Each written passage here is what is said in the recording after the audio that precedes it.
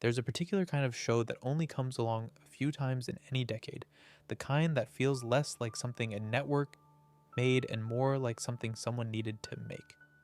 You can usually tell within the first few minutes.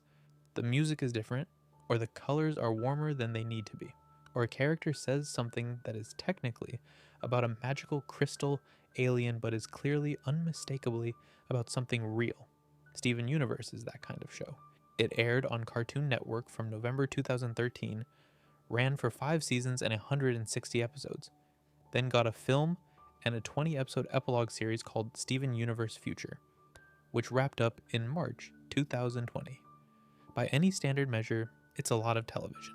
But the numbers don't really capture what the show was, or what it meant to the people who grew up with it, or why, more than a decade on, people still have very strong feelings about it. The basic premise?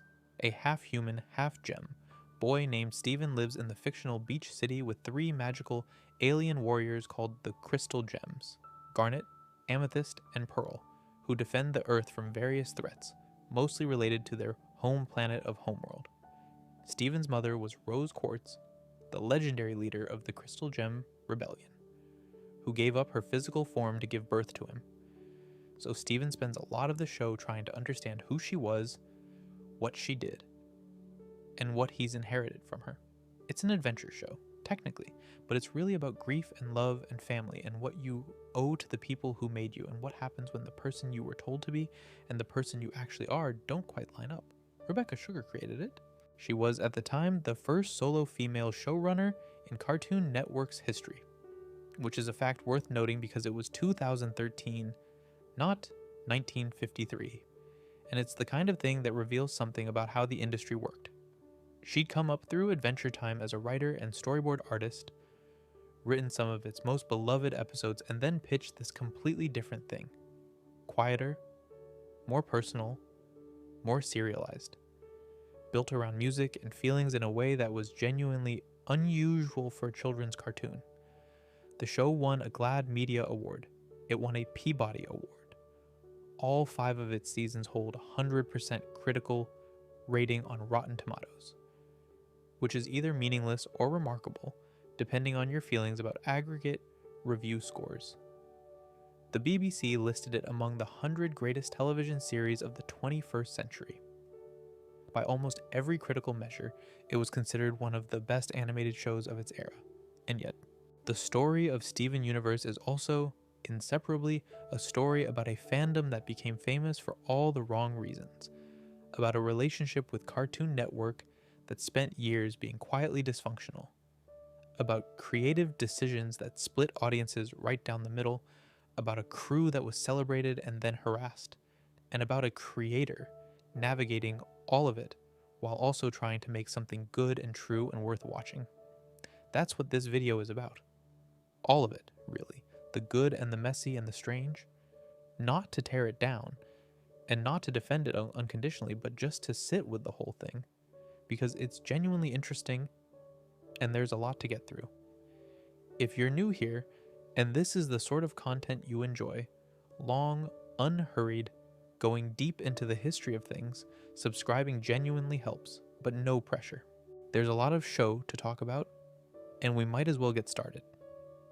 To understand why Steven Universe generated the kind of fandom it did, and by extension, why the controversies landed with the weight they did, it helps to understand what the show was actually trying to be and where it came from.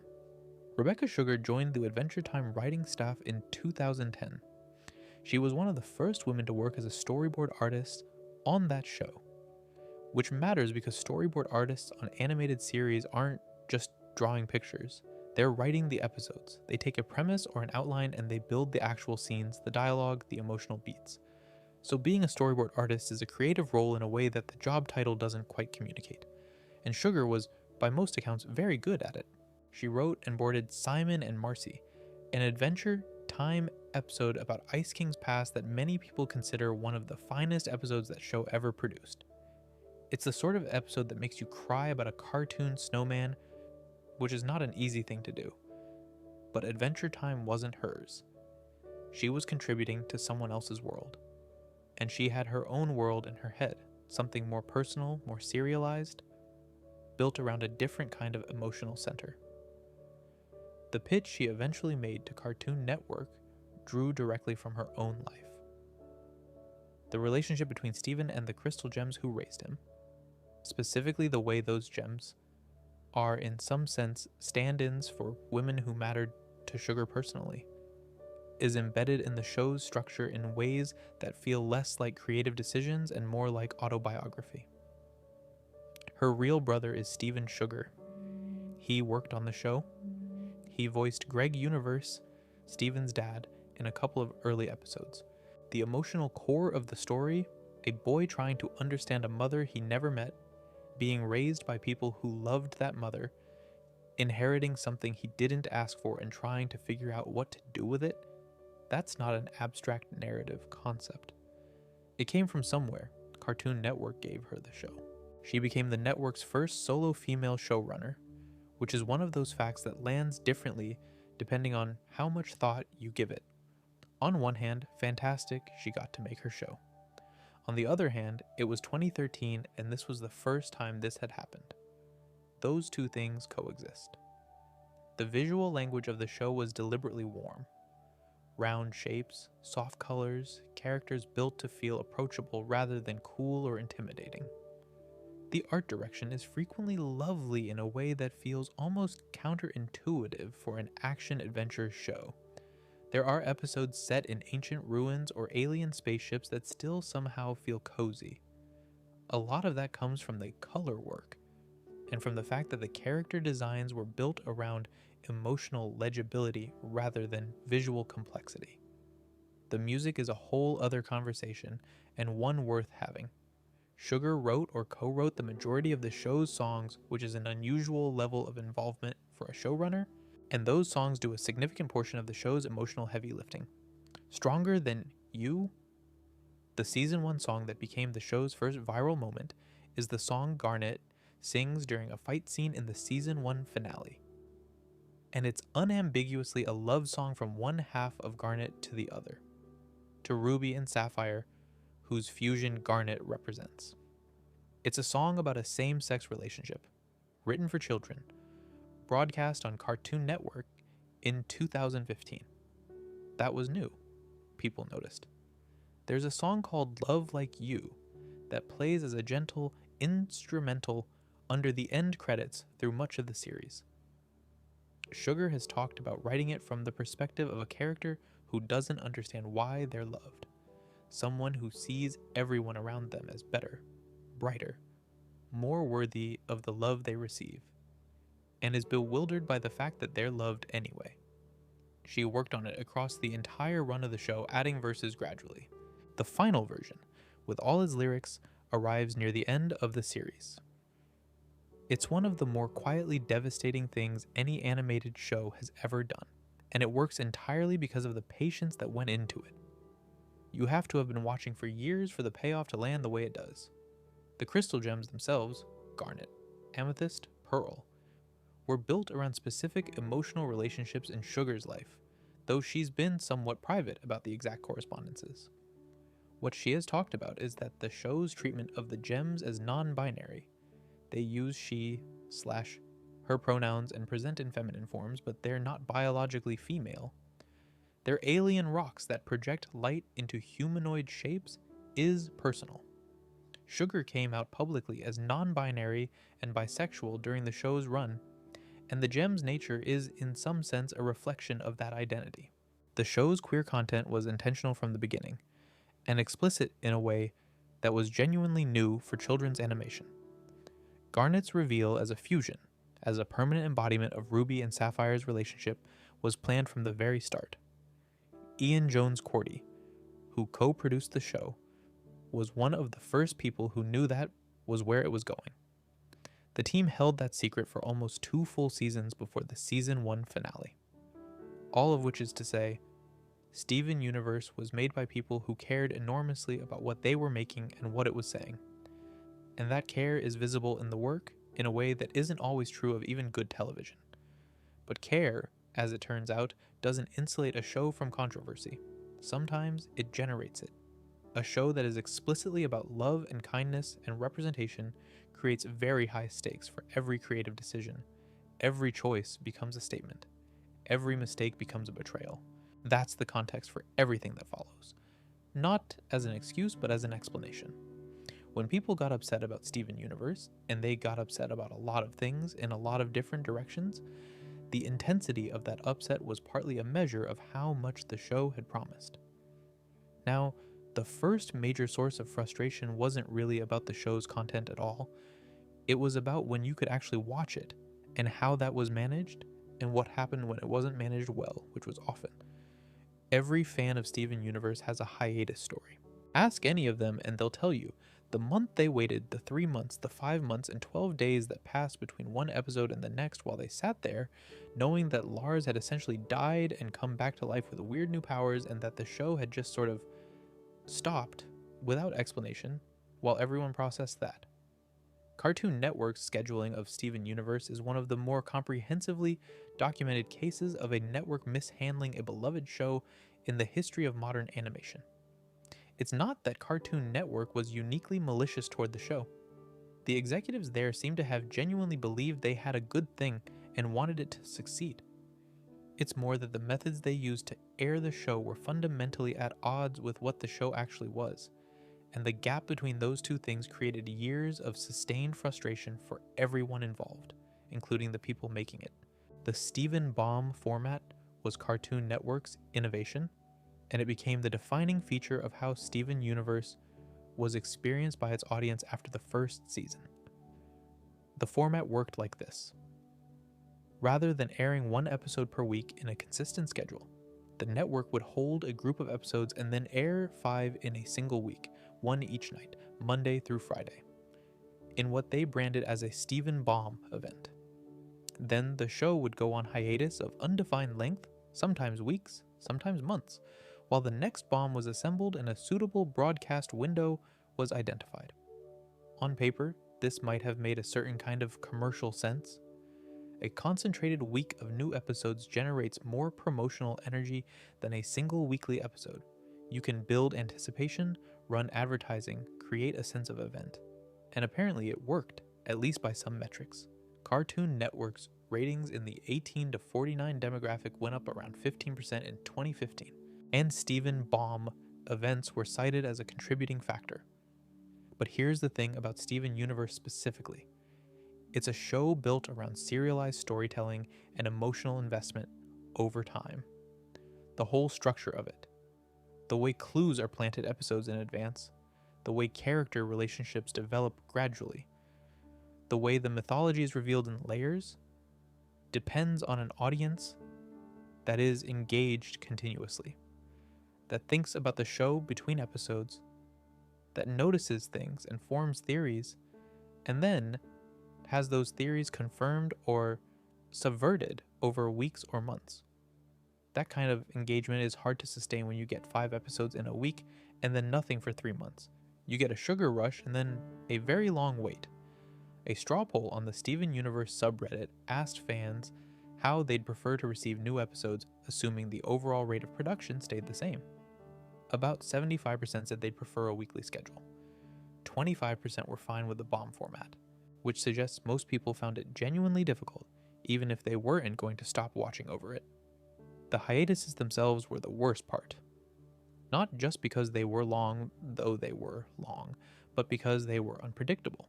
There was often no communicated return date. The show would end on a significant cliffhanger, vanish from the schedule, and fans would be left waiting with no information about when it would be back, or even whether it was coming back. The constant fear that the show had been quietly canceled was a feature of the fandom experience for years. The longest single gap was that 5 months and 12 days between Lars Head, the final episode of Season 4, which aired May 2017, and Dewey Wins, the Season 5 premiere, November 2017. The cliffhanger at the end of Lars's Head involves Lars being transformed by Steven's healing powers after dying on a homeworld ship, becoming a kind of inverse lion, pink-haired and capable of creating a pocket dimension. It's a fairly significant story development. And then the show was just gone for nearly half a year. When Dewey Wins finally arrived in November 2017, A lot of fans were disappointed, not because it was a bad episode necessarily, but because it focused on a different storyline. Mayor Dewey dealing with the political fallout of a community crisis, rather than immediately picking up on Lars or any of the other threads that had been dangling since May. Jesse Zook, one of the show's own storyboard artists, would later say it was their least favorite episode of the entire series. The writer Matt Burnett acknowledged in a Twitter post during this era that the team was, by that point, writing with 5 episode bursts in mind, which confirmed what many fans had already suspected, that the production schedule had started shaping the content. Story arcs were being structured to fit inside bomb windows, which meant they had beginnings and endings that aligned with promotional events rather than with what the story needed. That's not an ideal situation for a show that prided itself on its craft. There was also the Summer of Steven in 2016, during which Cartoon Network aired the entirety of Season 3 across a single month. 26 episodes, 1 month. The logic presumably being that it maximized summer viewership. The reality was that it compressed an entire season of character development and plot into a period of time that felt, to fans living through it, less like a gift and more like watching someone eat a whole cake in one sitting. Satisfying in the moment, odd in the aftermath, Rebecca Sugar and her team navigated all of this with what appears to have been a lot of patience, or at least a lot of patience in public. Privately, the strain is visible in some of the interviews from this period, the careful language around the network, the emphasis on how grateful they were for the show's existence, the studied neutrality about scheduling decisions that were clearly frustrating. It's the language of people who know they need to keep the peace. Ian Jones-Quartey addressed the situation more directly at times. In 2018, after one particularly aggravating leak, he said on Twitter, "I know that being a Steven Universe fan is suffering, but someday you'll get to binge the show with a friend who's never seen it before and feel the excitement and consistent schedule we wanted." Which is, and I mean this gently, a very sad thing to have to say about a show you're proud of. He had to console the audience with the promise of a better viewing experience that didn't exist yet, and might not exist until the show was over. The irony, of course, is that the show is now available in its entirety on streaming services, and watching it in a concentrated burst is a completely different and arguably much more satisfying experience than watching it week by week under the bomb system. The show holds up beautifully when viewed that way. The serialization that suffered under Cartoon Network's scheduling finds its proper rhythm when you're watching it at your own pace. So the experience Jones-Quartey promised did eventually exist. It just came after years of the other kind. And then there were the leaks, running alongside the scheduling problem, and in some ways overtaking it, Cartoon Network's extraordinary, almost impressive track record of accidentally revealing significant plot information about its own show before anyone was supposed to have it. This wasn't a once or twice thing. It happened so many times across so many seasons in so many different ways that the Steven Universe fandom eventually created an entire subreddit dedicated specifically to tracking and discussing the leaks. A dedicated leak subreddit for a children's cartoon. That tells you something about the scale of the problem. Let me walk through some of the highlights because the cumulative list of these incidents is genuinely something else. Early in Season 1, Cartoon Network's website accidentally published titles and descriptions for every episode of the season well before they aired, giving away the shape of the story arc almost a year in advance. A similar thing happened early in Season 2, when a database error exposed not just the remaining Season 2 episode titles, but also all of Season 3 and 4 episodes of Season 4. The show's episode titles are often meaningful and sometimes directly revealing, so having a list of them long before you were supposed to was a real problem for anyone who wanted to be surprised. The crew were apparently aware of how sensitive certain titles were. The word Bismuth, the title of the show's 100th episode, which introduced a major new character who had been foreshadowed in ways fans were actively theorizing about, was notably absent from one of the leaked title lists, suggesting someone had thought to redact it. Everything else, though, fair game, apparently. In late Season 2, Cartoon Network aired a promotional spot that included a clip from the following season. The clip showed Peridot presenting a gift to Lapis Lazuli.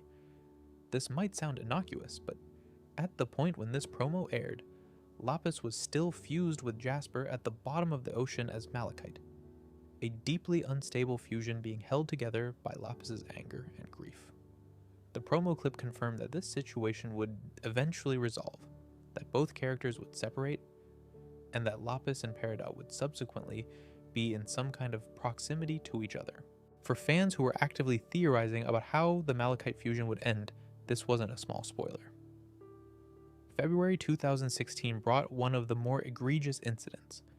Cartoon Network, K, accidentally leaked the entirety of the Malachite versus Alexandrite battle from the episode Super Watermelon Island, 3 months before the episode officially aired in the United States. 3 months. The biggest action sequence of the season, the resolution of one of the show's major unresolved story threads, spoiled by the UK arm of the network, with the American audience still waiting for it. Then came January 2017, the Out of This World arc incident. This was 5 episodes. Steven's Dream, Adventures in Light Distortion, Gem Heist, The Zoo, and That Will Be All. Cartoon Network uploaded all 5 of them to its website and to on-demand services 4 weeks before they were scheduled to air, without any announcement, without telling the production crew. Matt Burnett confirmed on Twitter after the fact that it was a mistake. Fans who discovered the episodes early now had to make the active choice to watch leaked content or to protect themselves from spoilers for a month, while other people were discussing episodes they hadn't officially seen. The May 2018 incident was arguably the most damaging, and it's worth spending a moment on because of what the affected episodes actually were. Cartoon Network released a promotional video for a podcast collaboration with How Stuff Works, featuring Rebecca Sugar and Ian Jones Cordy discussing animation. Legitimate content. The problem was that the video briefly contained footage from the upcoming Season 5 episodes Can't Go Back and A Single Pale Rose. A Single Pale Rose was, and remains, arguably the single most significant episode the show ever produced, the one containing the biggest plot revelation in the entire series. It had been built toward for years. The crew had protected it carefully. The promotional video was taken down, but not before a portion of fans had seen it. Jones Cordy addressed it publicly and carefully, emphasizing that it was a mistake on one department's part, not a company-wide failure, and asking fans to extend some grace. He also said, "I know that being a Steven Universe fan is suffering," which again is a revealing thing to have to say. August 2019 added one final notable incident, just before the movie. A production documentary snippet posted to Cartoon Network's YouTube channel was briefly visible with a drawing in the background revealing the movie villain's name. The character's name had been kept secret as part of the promotional campaign. The official website used 4 question marks where her name would go. The clip was taken down within an hour. Within days, server files from the official movie website confirmed the name independently. The villain is Spinel. If you already knew that going into the movie, you were likely one of the people who saw the clip or read about it before it was scrubbed. The reason all of this matters beyond simple frustration is that Steven Universe was, structurally and philosophically, a show built around the experience of discovery. Rebecca Sugar has talked at length about the care that went into the show's foreshadowing, the way details are seeded episodes in advance, the way revelations are designed to retroactively recontextualize things you've already seen. The show rewards attentive watching and patient waiting. It's built for it. Every accidental leak undermined that design in some small or large way, and the accumulation of them across 6 or 7 years created a background sense that the show's creators were trying to do something careful and considered, while the network kept accidentally knocking things off the shelf. The production team handled it, for the most part, with notable grace. Sugar didn't make public statements tearing into the network. Jones Cordy was candid but measured. The show kept going. But the fan community's frustration was real and documented, and the irony that a show struggling to maintain consistent distribution was also having its most carefully guarded story developments spoiled by its own distributor wasn't lost on anyone. There's a particular kind of irony in what I'm about to talk about, and I want to name it up front rather than let it sneak up at the end. Steven Universe is a show about empathy, about extending understanding to people who've done terrible things, about finding the humanity in your enemies, about choosing love as an active practice rather than a passive feeling. Its creator identified publicly as non-binary and bisexual. His most prominent relationship was between two women whose love for each other literally manifested as a third, more powerful being. And parts of its fandom spent 2015 harassing a 20-year-old artist to a suicide attempt. That's the summary. The details are worth understanding, because they tell you something about how online communities function and how the same cultural values that create beautiful things can, when separated from the empathy that's supposed to underpin them, become something genuinely damaging. Paige Paz, who went by the username Zammy070 online, was a fan artist on Tumblr who drew characters from various animated shows, including Steven Universe. She was around 20 years old at the time. Her art had its own style, which didn't always match the proportions of the official character designs. Rose Quartz in the show is a large plus-size character, and in some of Paz's art, Rose appeared somewhat thinner than her official design. Paz had also drawn a character from the anime Yowamushi Pedal, with yellow skin and slanted eyes, which drew accusations of racist caricature. She had drawn a character from My Little Pony as a Native American, in a way some people found stereotyping. Some of these criticisms were debatable, some were fair. What matters for this story is what those criticisms turned into. Over time, more than 20 Tumblr blogs were created specifically dedicated to cataloging and amplifying accusations against Paz's artwork. Her posts were tagged with fat phobia and similar labels. People messaged her about her work constantly, not once, but repeatedly, in a sustained campaign of engagement that crossed from criticism into something else. Threats were made, against her and against her family. She was told in explicit terms to kill herself. The volume and intensity of this activity, maintained over an extended period, is what distinguished it from ordinary online criticism. It was not a debate. It was a sustained, coordinated targeting of one person. Paz responded over time with apologies, explanations, a list of rebuttals. None of it stopped the campaign. The nature of these things is that once a person has been designated as a target, acknowledgement and apology often make it worse rather than better, because they're taken as confirmation that there was something worth pursuing in the first place. On October 20th, 2015, Paz posted what many who saw it read as a goodbye message. She went offline. She didn't come back for 3 days. She had attempted suicide. She was taken to hospital. When she returned, she posted a tearful video explaining what had happened, that she was receiving help, that she was with her family. The video was widely shared. The response across most of the Steven Universe fan community was horror, and then outrage directed at the people responsible. The Steven Universe production crew responded publicly. Rebecca Sugar and other members of the team posted on Twitter condemning the harassment. The messaging was clear. This is not what the show is about. This is not behavior we endorse. This person was a fan who deserved better than this. And then something slightly strange happened. Ian Jones Cordy, in the context of all this, posted a tweet saying that artists should be allowed to draw what they want. It was a statement about creative freedom, and in context, it was clearly about the Paz situation, a defense of the principle that fan EU artists aren't obligated to draw characters in approved ways. The response from a subset of fans was immediate and hostile. How dare he defend someone who draws characters too thin? How dare he suggest there's no accountability for problematic art?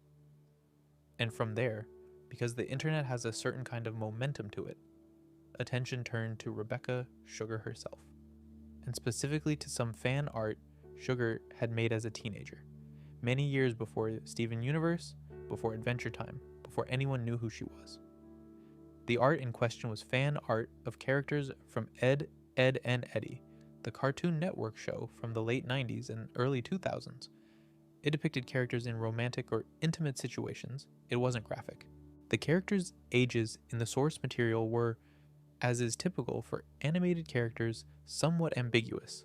Sugar had made it when she was herself a teenager or young adult, as part of the kind of fan community activity that has existed for as long as animated communities have existed online. The accusations that circulated in October 2015 called it child pornography. I want to be precise about this, because it's the sort of claim that travels further than the correction. The art was not graphic, the characters' ages were not explicitly stated, and creating romantic or intimate fan art of animated characters is extremely common in fan communities across essentially every fandom. The framing of the accusations was deliberately extreme.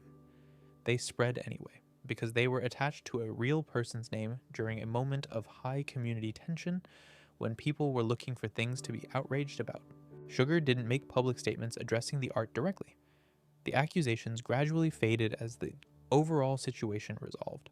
Paz recovered, she posted updates in the following weeks, she continued making art, she was doing better. The community eventually moved on.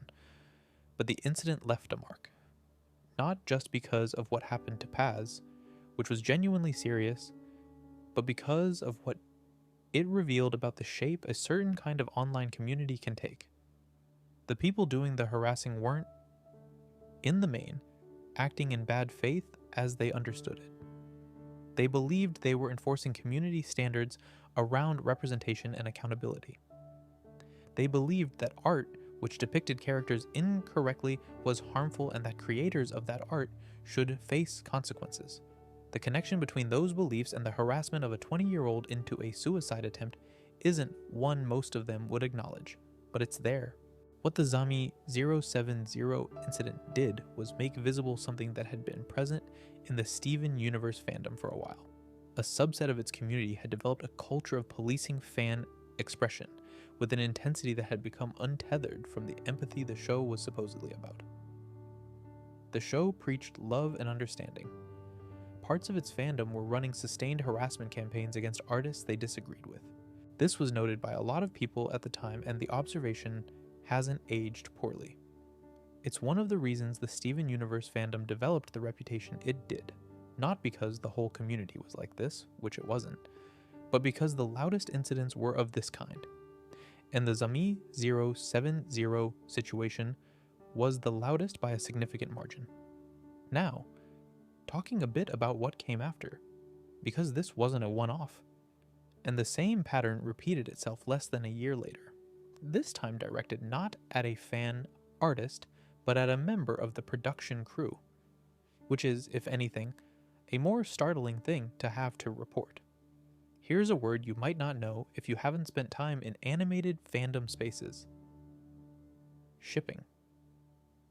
It comes from the word relationship, and it describes the fan practice of wanting specific characters to be in romantic relationships. Sometimes relationships that exist in the source material. Sometimes relationships that are entirely imagined.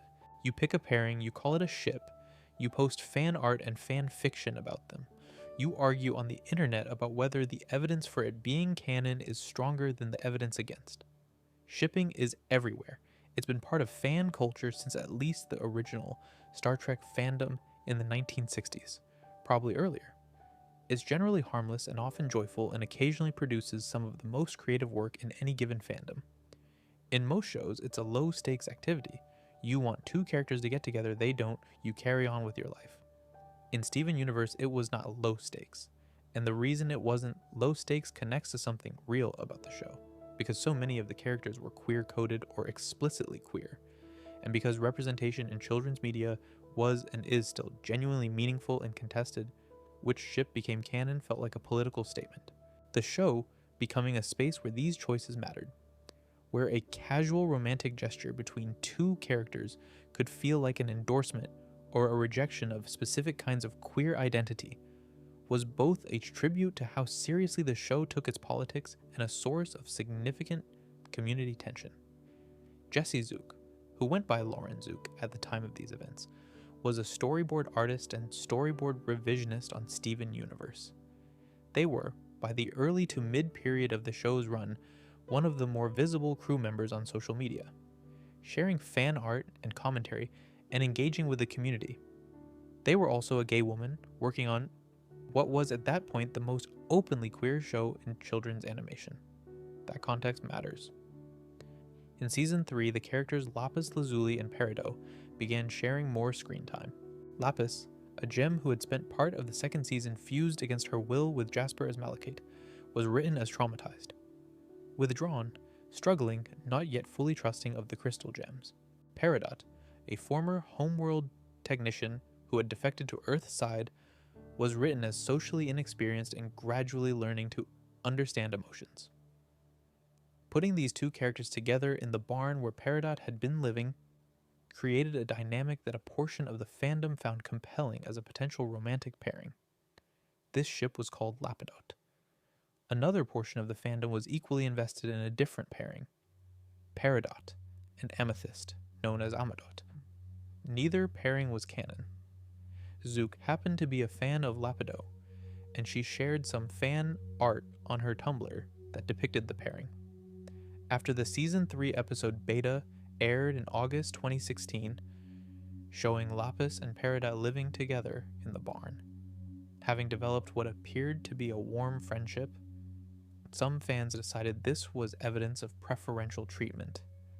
Zook, they argued, had used her position on the show to push the Lapidot pairing at the expense of Amado.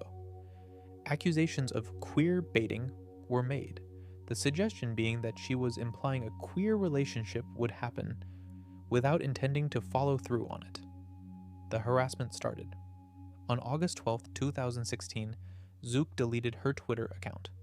Before it went down, some of her tweets were screen capped and preserved.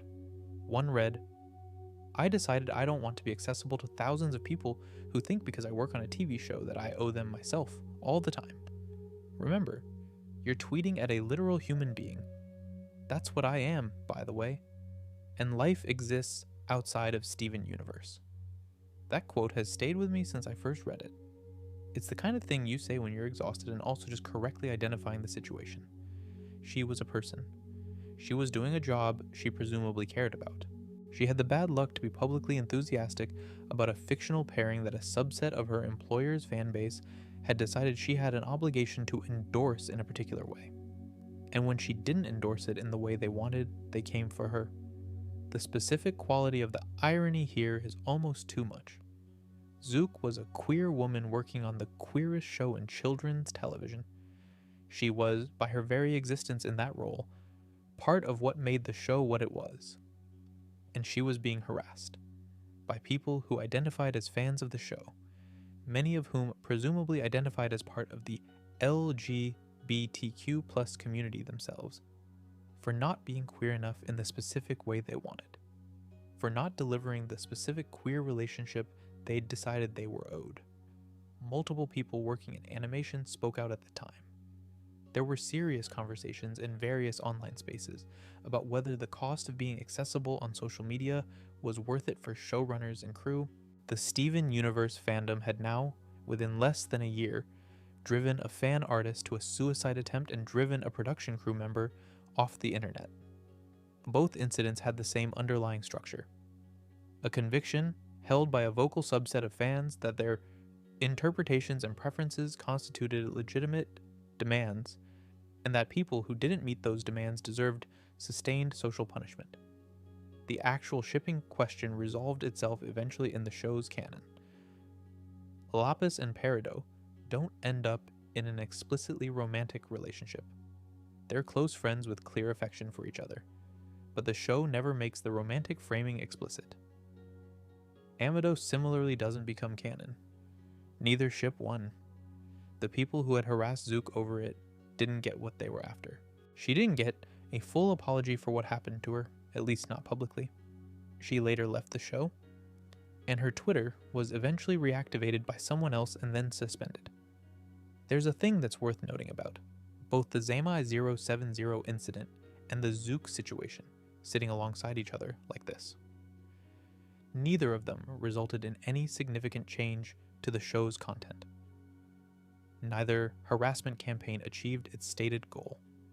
What they achieved was harm to real people, and an escalating reputation for the Steven Universe fandom as one of the more reliably hostile spaces in animation. The crew kept making episodes. The fans, most of them, the overwhelming majority who weren't involved in any of this, kept watching and caring and creating their own art and theorizing and loving the show in the way it deserved to be loved. But the shadow of these incidents sat over the community's reputation for the rest of the show's run, and honestly a bit beyond it. Now, the controversies I want to talk about next are different in character. They're about the show itself, what it was saying, and how some of what it said landed. And the first of those debates is about a character who a lot of people genuinely loved and who also inadvertently became the center of a difficult conversation about race. The 100th episode of a television show is usually an occasion for celebration. You've made it to 100. The odds were against you, statistically. Most shows don't get there. And now you have, and it's a milestone. And the people who worked on the show are proud. And the episode gets a bit of extra attention. Bismuth aired in August 2016 as a special half-hour episode. The show normally ran in 11-minute installments, so giving this one 22 minutes was itself a marker of its significance. It introduced a character who had been hinted at and theorized about for nearly 2 full seasons. A crystal gem who had been mysteriously absent from the group, who it turned out had been bubbled inside Lion's Mane the whole time, who Garnet and Pearl and Amethyst had clearly loved and lost without ever explaining what had happened to her. And the episode is genuinely remarkable in a lot of ways. Bismuth, voiced by Uzo Aduba, who was at that point best known for Orange is the New Black, is one of the most fully realized characters the show ever introduced in a single episode. Her reunion with the crystal gems is joyful and warm and specifically written. She knows all of them, has affection for all of them, has specific history with each of them. She's funny. She's enthusiastic. She's a blacksmith by nature and by joy. And the scene where she makes new weapons for all the gems is one of those pure pleasure sequences the show occasionally produced. The central conflict of the episode is moral and political, in a way that the show hadn't quite done before, at least not this directly. Bismuth, during the War of Liberation against Homeworld, had created a weapon called the Breaking Point, a tool specifically designed to shatter gems permanently, to kill them, in the terms the show uses. Rose Quartz had refused to sanction the Breaking Point, arguing that shattering your enemies was wrong even in the context of a just war, and had subsequently bubbled Bismuth and told no one where she went or why. In the present, Steven encounters the same argument. He refuses the Breaking Point for the same reason Rose did, and Bismuth, believing Steven is Rose in disguise, attacks him. Steven is forced to poof and rebubble her. The episode ends on a complicated note. Steven tells the other crystal gems what happened, unlike Rose who kept it secret, which is framed as a meaningful improvement on his mother's behavior. But Bismuth is still bubbled again. The moral debate the episode stages is genuinely interesting. Bismuth's argument that in a war of liberation against an oppressive empire, killing your enemies is both justified and necessary has real philosophical weight. She's fighting for freedom. She's a veteran who watched friends die. The breaking point is, she argues, the only way to actually win. Rose's and Steven's position, that shattering is wrong regardless of context, is presented sympathetically, but the show doesn't pretend it's without cost or complication. Bismuth has a point. The war wasn't won. Earth survived, but not cleanly. A lot of fans felt the episode came down too firmly, on the side of Steven/Rose being correct. The structure of the narrative, Bismuth attacks Steven. Steven is forced to defend himself. Bismuth ends up back in the bubble. Effectively punishes Bismuth for holding her position. She's not wrong, some fans argued, and the show treats her as wrong anyway. The political dimension was hard to ignore. A character advocating for aggressive liberation tactics in a war against an authoritarian empire is defeated and contained by the gentle, compromise-oriented protagonist. That debate is worth having and has real substance to it, But it ran alongside a different, more uncomfortable conversation that developed in the weeks after the episode aired, one about visual language and racial coding. Bismuth is large, not just tall, broad, powerfully built, with features that are heavier and less conventionally stylized than most characters in the show. Her voice actress is a black woman. She has what read as dreadlock-like protrusions. Multiple critics and fan writers, particularly black critics and fans, noted that her character design drew on a visual tradition that has been used in racist animation, the exaggerated, less feminized, physically imposing black woman figure, in a way that was either deliberate or careless, and either option was a problem. The critique was more specific than that. The show had several black-coded characters: Garnet, Sugalite, Bismuth. But Bismuth's design, combined with her character role, a powerful character who turns antagonist, who advocates for violence, who has to be physically contained by the protagonist, produced a combination of visual signifiers and narrative function that critics argued reproduced, even if unintentionally, a stereotype about black women as threatening, unfeminine, and requiring control. A writer named Dogla, who later confirmed they are black and non-binary, published a detailed analysis of this at the time that drew attention both because of its specificity and because of how the show had primed its audience to care about exactly these kinds of questions. If Steven Universe was going to claim progressive representation as a core value, then its representation needed to actually be progressive. And the Bismuth episode, some argued, failed that standard in ways that weren't trivial. The counter-argument from many fans was that Bismuth is a nuanced character, that her arc has genuine dignity, that the show takes her seriously, all of which is true. The show does take her seriously. She comes back, she's unbubbled in a later episode, reintegrated into the Crystal Gems, given scenes that flesh out her character in positive directions. She's in the movie. Her story doesn't end with the bubble. But the initial episode's design choices, and the way those choices combined with her narrative function, were the subject of a sustained and substantive critique that the production team didn't directly address. Ian Jones-Cordy and Lamar Abrams, both black, were part of the show's crew. Multiple critics noted that their presence hadn't been sufficient to catch what others found obvious. That observation wasn't meant as an accusation of personal failure. It was more about how representation in a writer's room or production crew functions, and what kinds of oversight it can and can't provide. And then there's one detail that was confirmed at San Diego Comic-Con in 2019. Bismuth was the gem who attacked Lapis Lazuli from behind in a flashback from the episode Same Old World, before the events of the main series. She hit Lapis hard enough to crack her gem. Neither character in the show is shown to know this about their history. It's never brought up. Two characters with that backstory get to share screen time and have warm moments together, and the audience is just sitting with the knowledge that one of them is responsible for one of the worst things that ever happened to the other. I don't know what to make of that narrative choice, honestly. It might be intentional, a quietly devastating detail left for observant viewers. It might be something that happened in development and wasn't fully integrated. The show doesn't address it. It just sits there. In 2017, Cartoon Network and the Steven Universe production team released an official art book, Steven Universe Art and Origins. Art books for animated shows are a particular kind of fan artifact. They show you how the sausage was made, concept art and character design evolution, and background paintings, and all the iterative work that goes into creating a visual world.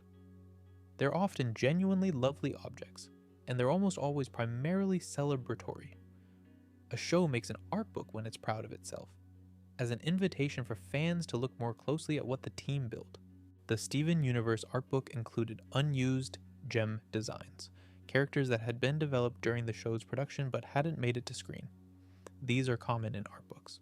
You get to see what was considered and rejected, and it's usually interesting from a design perspective. One of those unused designs was a gem called Concrete. Concrete was depicted as a dark-skinned, heavily built gem. Her face had exaggerated features, a wide, flat nose, thick lips, a heavy brow, her posture was stooped. She was described in the accompanying text as unable to read. The response to this was swift and notably not divided. Unlike the Bismuth situation, where the critique of racial coding was contested and debated, the reaction to concrete was near universal. This was a racist caricature. The design drew directly from the visual language of 1930s American minstrelsy and the long, ugly tradition of depicting black people in animation as physically grotesque, intellectually diminished, and generally less human. The combination of the physical design and the can't read characteristic is not subtle, and it's not something that requires extensive media theory to identify. It's a recognizable type. What made the situation more striking was the context. This was the art book for Steven Universe, a show that had built its identity around progressive representation, around celebrating diverse body types, around explicitly not doing the things that Concrete's design appeared to do. The gap between the show's public values and what had apparently existed in its development files was jarring in a specific way. The production team issued an apology. This is one of the only times in Steven Universe's history that the Crewniverse, as the production team called themselves, directly acknowledged that something was wrong.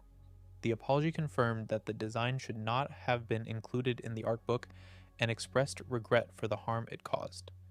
It was more direct than many of the other controversies in the show's history had produced.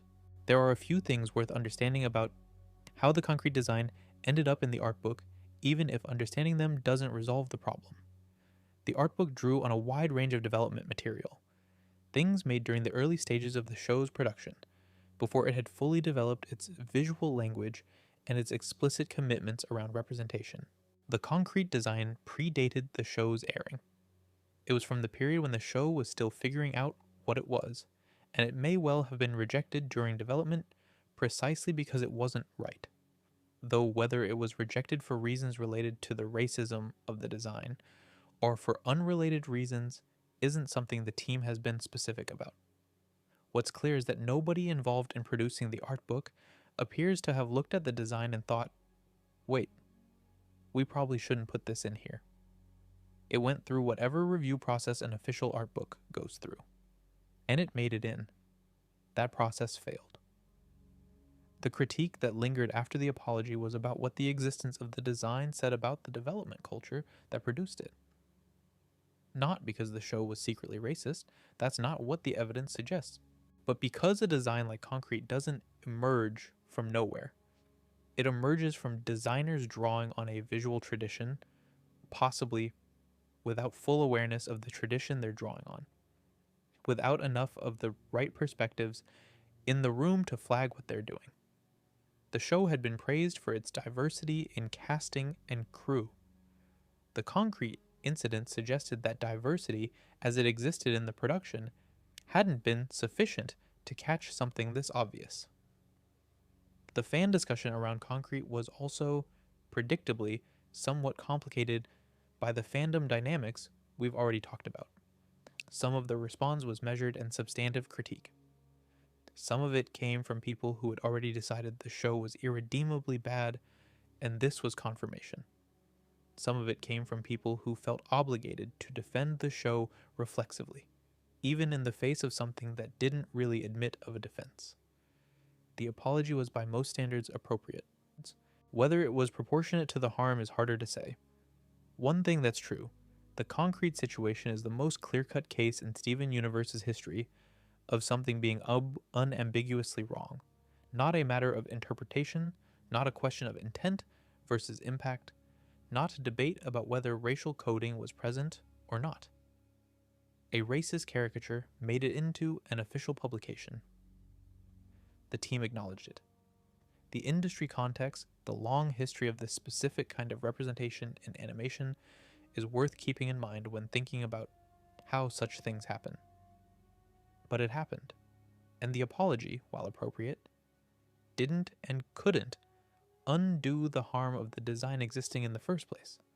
Since we're on the topic of representation, which is a thread running through so much of the show's history, it seems like a natural point to talk about the area where the show got the most consistent praise and the most consistent scrutiny at the same time, and that's its LGBTQ plus representation, which did things in children's animation that hadn't been done before, and which was also genuinely imperfect in ways that deserve attention, sometimes in the same episode. The first time most people understood what Steven Universe was actually doing, its real project underneath the Beach City Adventures and the Gem Monsters and the ukulele songs, was probably June 2015, with the Season 1 finale. The episode is called Jailbreak, and it contains a fight scene set to a song called Stronger Than You, sung by Garnet. If you haven't seen it, the short version is Garnet, the tall, stoic, sunglasses-wearing leader of the Crystal Gems, turns out to be a fusion of two smaller gems named Ruby and Sapphire. She has been, this whole time, a permanent embodiment of their relationship. They're in love. She is their love, walking around as a person. And the song she sings while fighting is a love song, and it's about that. The song went viral almost immediately in multiple directions. It got fan covers, it got memes, it got the kind of attention that makes a show suddenly visible to people who hadn't been watching it. And the reason it landed so hard was that it was completely unambiguous. This wasn't subtext. This wasn't two characters who were very good friends. Two women were in love with each other. Their love was literally the source of their power. And a children's cartoon was saying this plainly in a song on Cartoon Network in 2015. The GLAAD Award came the following year. The Peabody came a few years after that. The show became a standard reference point in discussions about queer representation in children's media, not because it was perfect, but because it was genuinely, visibly trying in a way that most children's media wasn't. And it kept going. The Ruby and Sapphire wedding in Season 5, the first same-sex wedding in children's animation as far as anyone could document, was treated by the show with full ceremony and emotional seriousness. It wasn't a joke, and it wasn't an afterthought. It was a centerpiece of a season arc.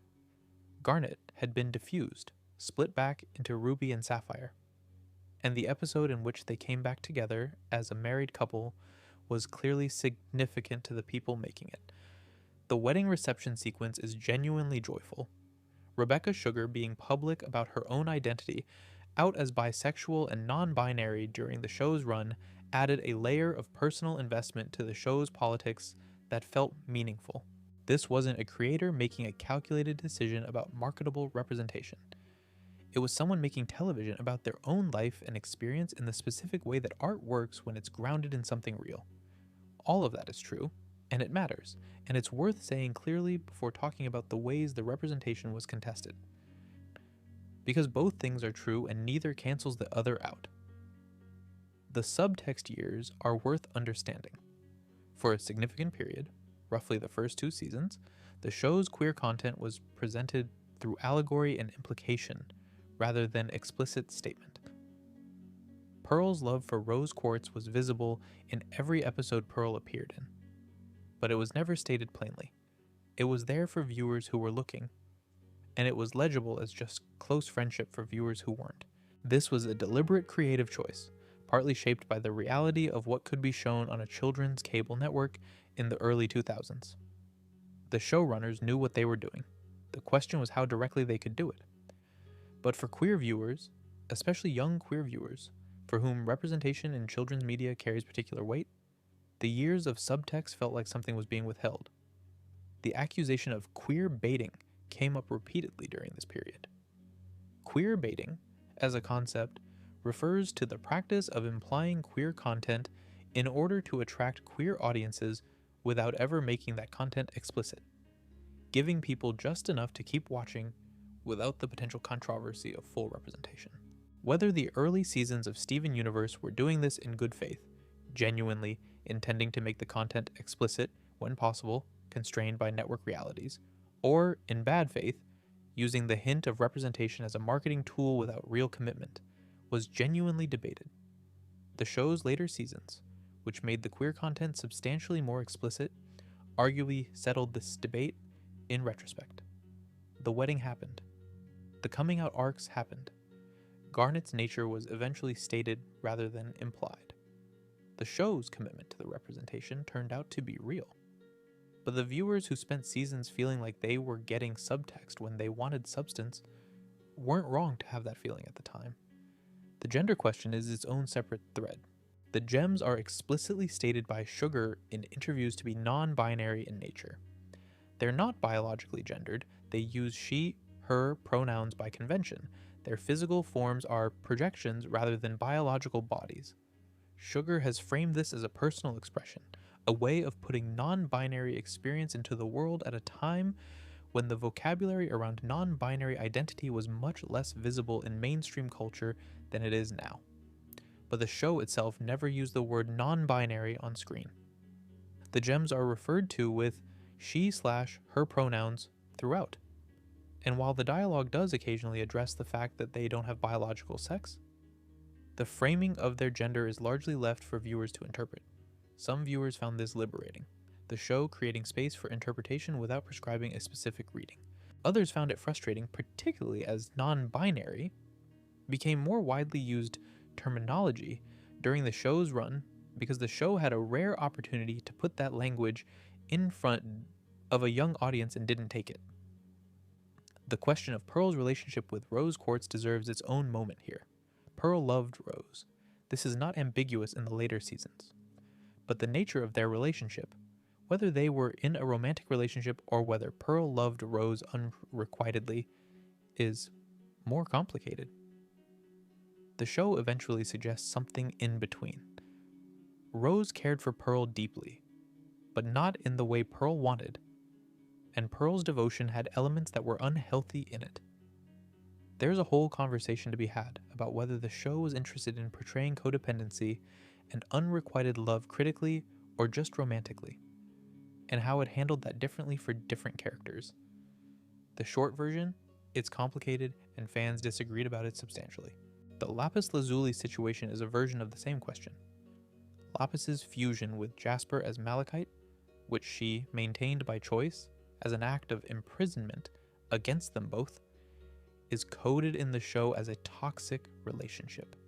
Something Lapis did because her grief and trauma made destruction feel like the only power she had. The show treats this as tragic and understandable, but not good. Some fans felt the show romanticized the Lapis/Jasper dynamic in ways that were irresponsible. Others felt the show was doing exactly the right thing, acknowledging that abuse and toxicity often have their own internal logic, and that understanding why someone does harmful things isn't the same as endorsing it. None of these debates have clean endings. The show's representation was real and significant and historically meaningful, and it was also contested and imperfect and sometimes inconsistent. Those things can both be true, probably are. One of the things that makes Steven Universe unusual as a children's cartoon is that it had a sustained, active, intensely invested theory community for basically its entire run.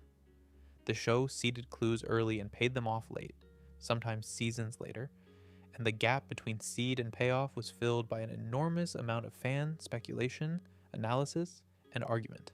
Some shows have active fandoms.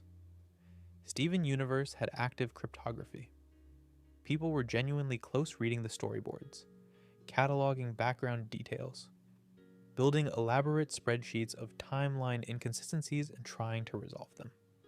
The Rose is Pink Diamond theory was one of the major long-running threads of this community. It appeared relatively early. The show gave players enough information that the theory was theoretically constructible before the end of Season 2, and by Season 4 it had become one of the more prominent possibilities in the speculation space. Some fans were convinced it was going to happen. Others thought it was too obvious or too cheap, or that it would undermine the character of Rose in ways the show couldn't recover from. Rebecca Sugar and the team knew the theory was circulating. They continued to plant evidence without confirming anything, which is a specific and somewhat delicate creative position to be in. You want the audience to feel like the revelation, when it comes, is satisfying rather than either a complete blindside or just a confirmation of what everyone already knew. A Single Pale Rose aired May 7th, 2018, as part of a 2-part special alongside Can't Go Back. The episode focuses on Steven trying to find a message on a phone that's been stored inside Pearl's gem. To retrieve it, he has to journey into Pearl's mind deeper and deeper through layers of compartmentalized memory, moving through her traumatic experiences of the gem war and its aftermath, until he arrives at a moment just after Pink Diamond's supposed shattering.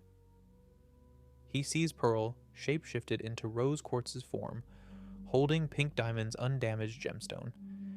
The gem wasn't shattered. The shattering was staged.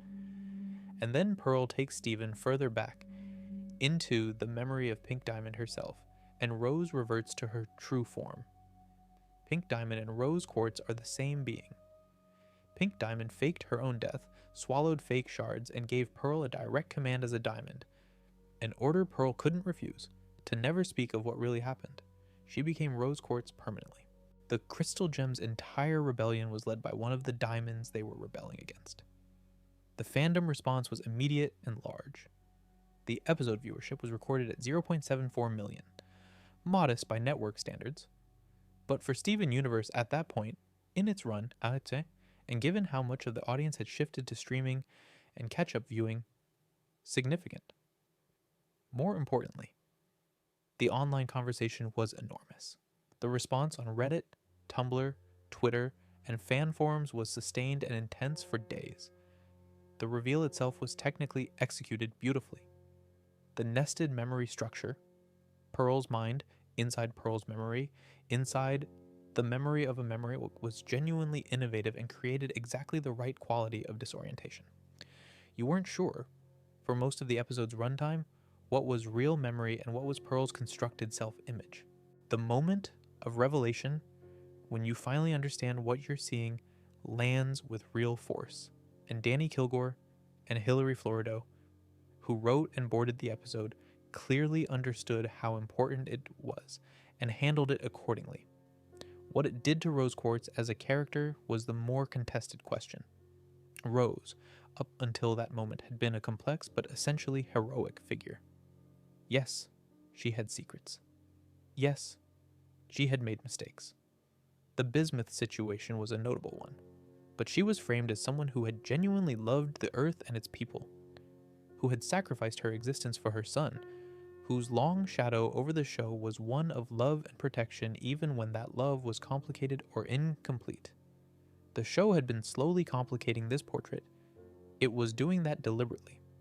But the Pink Diamond reveal was the largest single complication, because what it meant was, Rose was a diamond. She had run away from her responsibilities as a diamond because she found them boring and wanted to play on Earth.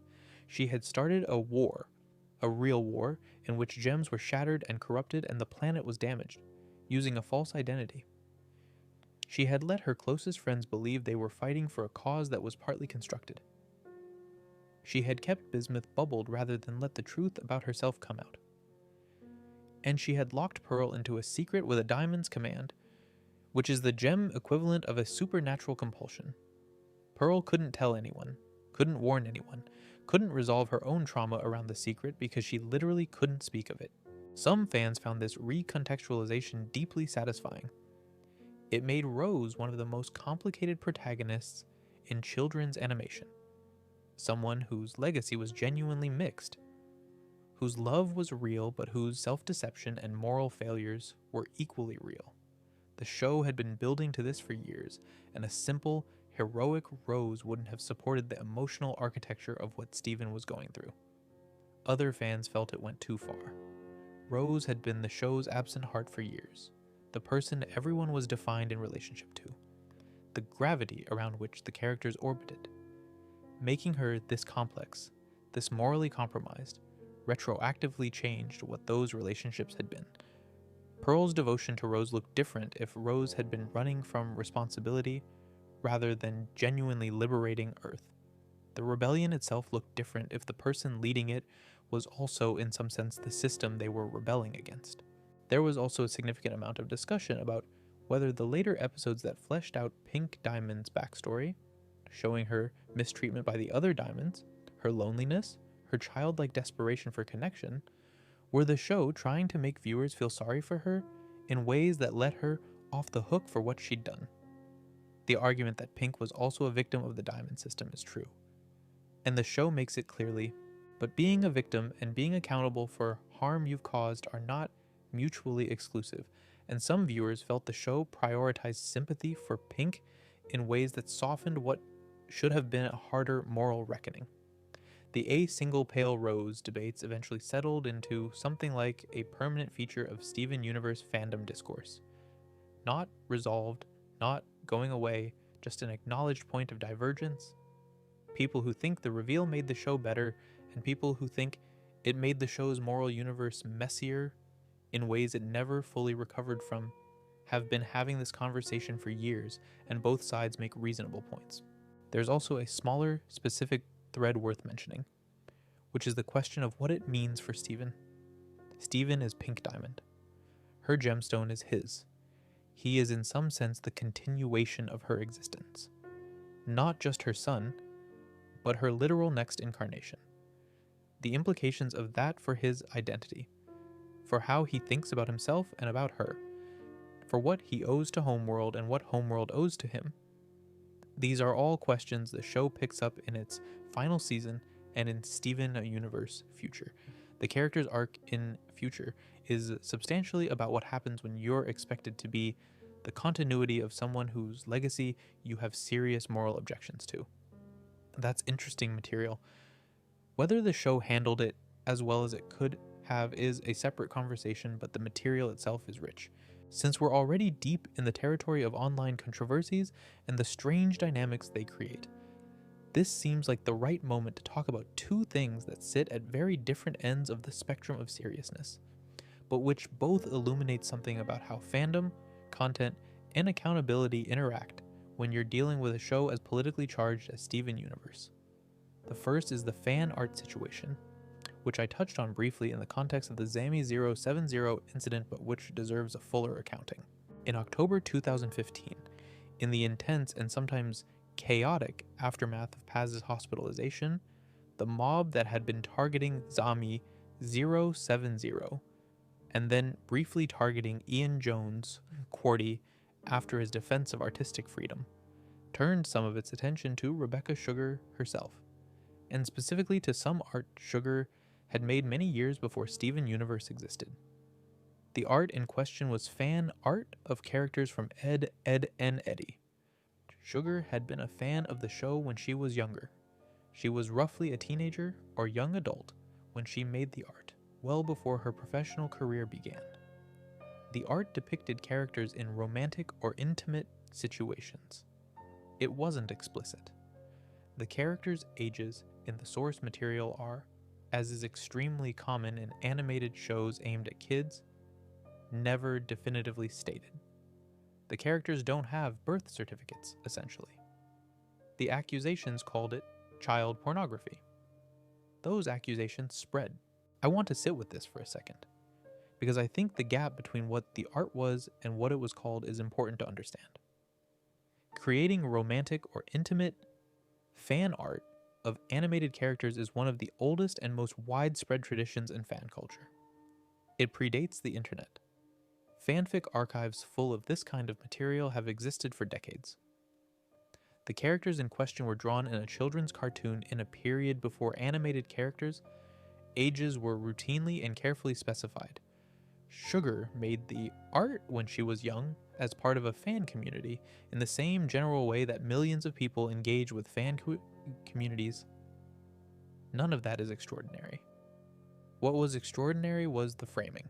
Child pornography is a serious accusation with specific legal meaning. Attaching it to Sugar's teenage fan art during a moment of high community tension, when the crowd was already in a state of agitation and looking for new targets, was a deliberate act of escalation. It spread, as these things do, because people who saw the accusation without context didn't know enough to evaluate it, and because creator of beloved progressive show made problematic content is a headline that travels. Sugar didn't address it publicly in any direct way. The accusations faded as the overall situation resolved, partly because the specifics of what the art actually was gradually became clearer to people who looked into it, and partly because the community's attention moved elsewhere. But the incident is documented, and it's part of the historical record of what happened to Steven Universe's creator during one of the fandom's worst periods. The specific irony, a creator known for progressive content being targeted with extreme accusations by people who claimed progressive values, is hard to miss. But I think there's a broader point in here that's worth making, which is about what accountability looks like when a mob is doing it versus what it looks like when it's genuine. Accountability is a real concept. Artists and creators are not immune to criticism of their work. But there's a meaningful difference between this person made a specific identifiable mistake and here's what it was and here's why it matters, and this person exists in public and we're going to find something wrong with them because we're angry about something. The second one produces a lot of noise and a lot of harm and very little in the way of actual accountability. The Steven Universe fandom's worst moments in this period, and the Zammy070 and Zook situations and the Sugar Fan art accusations are all part of this. Tended to be instances where the second dynamic was operating and being dressed in the language of the first. The people involved believed they were doing accountability work. Some of them were. Most of them were in a crowd that had convinced itself that intensity of feeling was evidence of rightness. Now, the second controversy in this section is quite different. The Uncle Andy situation comes from a Season 4 episode, Gem Harvest, which was notable for being one of the show's two 22-minute episodes, the other being Bismuth. The episode involves Steven discovering a human relative he didn't know he had, Greg Universe's cousin Andy, who shows up at the barn where Peridot and Lapis have been living and is immediately hostile and confrontational. Andy is characterized as a bigot. He uses language and expresses attitudes that are coded as broadly conservative and prejudiced. Specifically, he's hostile to the Gems as a group and expresses discomfort with the idea of change and difference generally. The episode aired in November 2016, the same month that the United States elected Donald Trump, a fact that the episode's critics noted prominently. The critique of the episode centered on how Andy's bigotry was handled by the other characters. The argument, made by several critics and a significant portion of the fandom, was that the show's response to Andy was to accommodate and normalize him rather than to challenge him. Steven and the Crystal Gems don't really push back on Andy's attitudes. They cook him a meal. They welcome him. By the end of the episode, Andy has softened enough that he's willing to accept the situation, and this is framed as a resolution. For viewers who found this unconvincing, who felt that the show was essentially telling its audience that the right way to respond to bigotry was to be nice to the bigot and wait for them to come around, the episode was a real problem. The context of the election made it worse. A show explicitly about inclusion and progressive values airing an episode in the same month as the election that appeared to argue that treating bigots with uncritical warmth was the appropriate response was, for some viewers, exactly the wrong message at exactly the wrong time. The counter-argument, which the show itself implies, is that Steven's approach is consistent with his character and his philosophy throughout the series. He extends understanding to people who don't deserve it. He tries to find the good in people who have done terrible things. This is literally what he does with the diamonds. He doesn't argue with Andy's prejudice. He tries to connect with Andy as a person and let that connection do the work. Whether that's naive or genuinely wise is something the show's fairly ambiguous about, and I think intentionally so. But the timing was genuinely unfortunate. And the episode doesn't really engage with the substance of Andy's attitudes. It treats them as a surface to be warmed rather than as beliefs to be examined. Whether the show could have done something more substantial with that premise in the context of a 22-minute episode is debatable, but the criticism that it dropped the ball feels fair enough. There's a version of this discussion that applies to the show more broadly. The question of whether Steven Universe's fundamental optimism, its genuine belief that love and understanding can reach anyone, is a beautiful model for human behavior or a dangerously naive one. The show is clearly invested in the optimism. It earns it, in most cases, through patient storytelling that shows the work. But Andy is one of the cases where it doesn't quite show the work, and viewers who came to the show with specific experience of what bigotry actually costs in the real world found the episode's resolution hollow, in a way that other episodes' resolutions hadn't been. The show never revisited Andy significantly. He appears in later episodes briefly, without his initial character conflict being developed further. He's just Greg's family now. Whether that's a choice, the show deciding that his arc was complete, or a case of the writers not knowing what to do with him, I genuinely can't say. It feels a bit like the latter, but I don't have inside knowledge. Steven Universe Future is, in some ways, the most ambitious thing the franchise ever attempted. After the original series ended, after the movie, after the big emotional resolution, after the diamonds were reformed and the little homeworld was being built and the war was over, the show came back for a 20-episode epilogue that asked a genuinely unusual question for children's animation. What happens after the happily ever after to the person who made it possible? Steven Universe Future aired from December 2019 to March 2020. Its thesis is clear from early on. Steven, who has spent his entire life as a helper and a healer, who has absorbed other people's crises and resolved other people's conflicts, and given himself over to the needs of everyone around him since he was old enough to understand what was being asked. Steven doesn't know who he is when he's not needed. The war is over. The gems don't need him in the same urgent way. His human friends are growing up and moving toward their own futures. He's living in his van. He's showing tourists around Little Homeworld. He's smiling. He's not okay. What the show is trying to do with this is specific and, I think, genuinely valuable as an intention. It wants to explore what accumulated trauma looks like in a person who has never been allowed to prioritize themselves. It wants to show how a history of difficult experiences, being asked to resolve situations that no child should be resolving, being put in physical danger repeatedly, losing people, being lied to, finding out his entire understanding of his mother's identity was wrong, doesn't just disappear because the main conflict is over. The body keeps score, as someone once wrote. Steven's body is keeping score. The show does this through his powers, which start behaving in new and frightening ways as his emotional state deteriorates. His ability to shapeshift manifests stress responses he can't control. His healing powers start working on him in bizarre ways. Eventually, near the end of the series, he transforms into a massive pink monster, a physical manifestation of all the pain and rage he hasn't been processing, and has to be reached by the people who love him before he destroys something. This is ambitious, and when it works, genuinely affecting. The episode Growing Pains, in which Steven sees a therapist for the first time and she explains, to him, in terms a child can understand, that his experiences were traumatic and that his body has been responding to chronic stress, is one of the more quietly remarkable things the franchise produced. It names what happened to Steven. It doesn't dress it up or soften it. It says you were a child, and the things that happened to you were not things children should have to handle, and the fact that you handled them doesn't mean you're okay. That episode gets a lot of credit, justifiably. The critique of Steven Universe Future centers on what surrounds that episode. The 16-odd other episodes in the season that show Steven slowly deteriorating, while the people around him fail to notice or fail to respond effectively. The structure of the season asks viewers to watch Steven become increasingly distressed, push people away, bottle things up, and eventually reach a crisis point before getting help.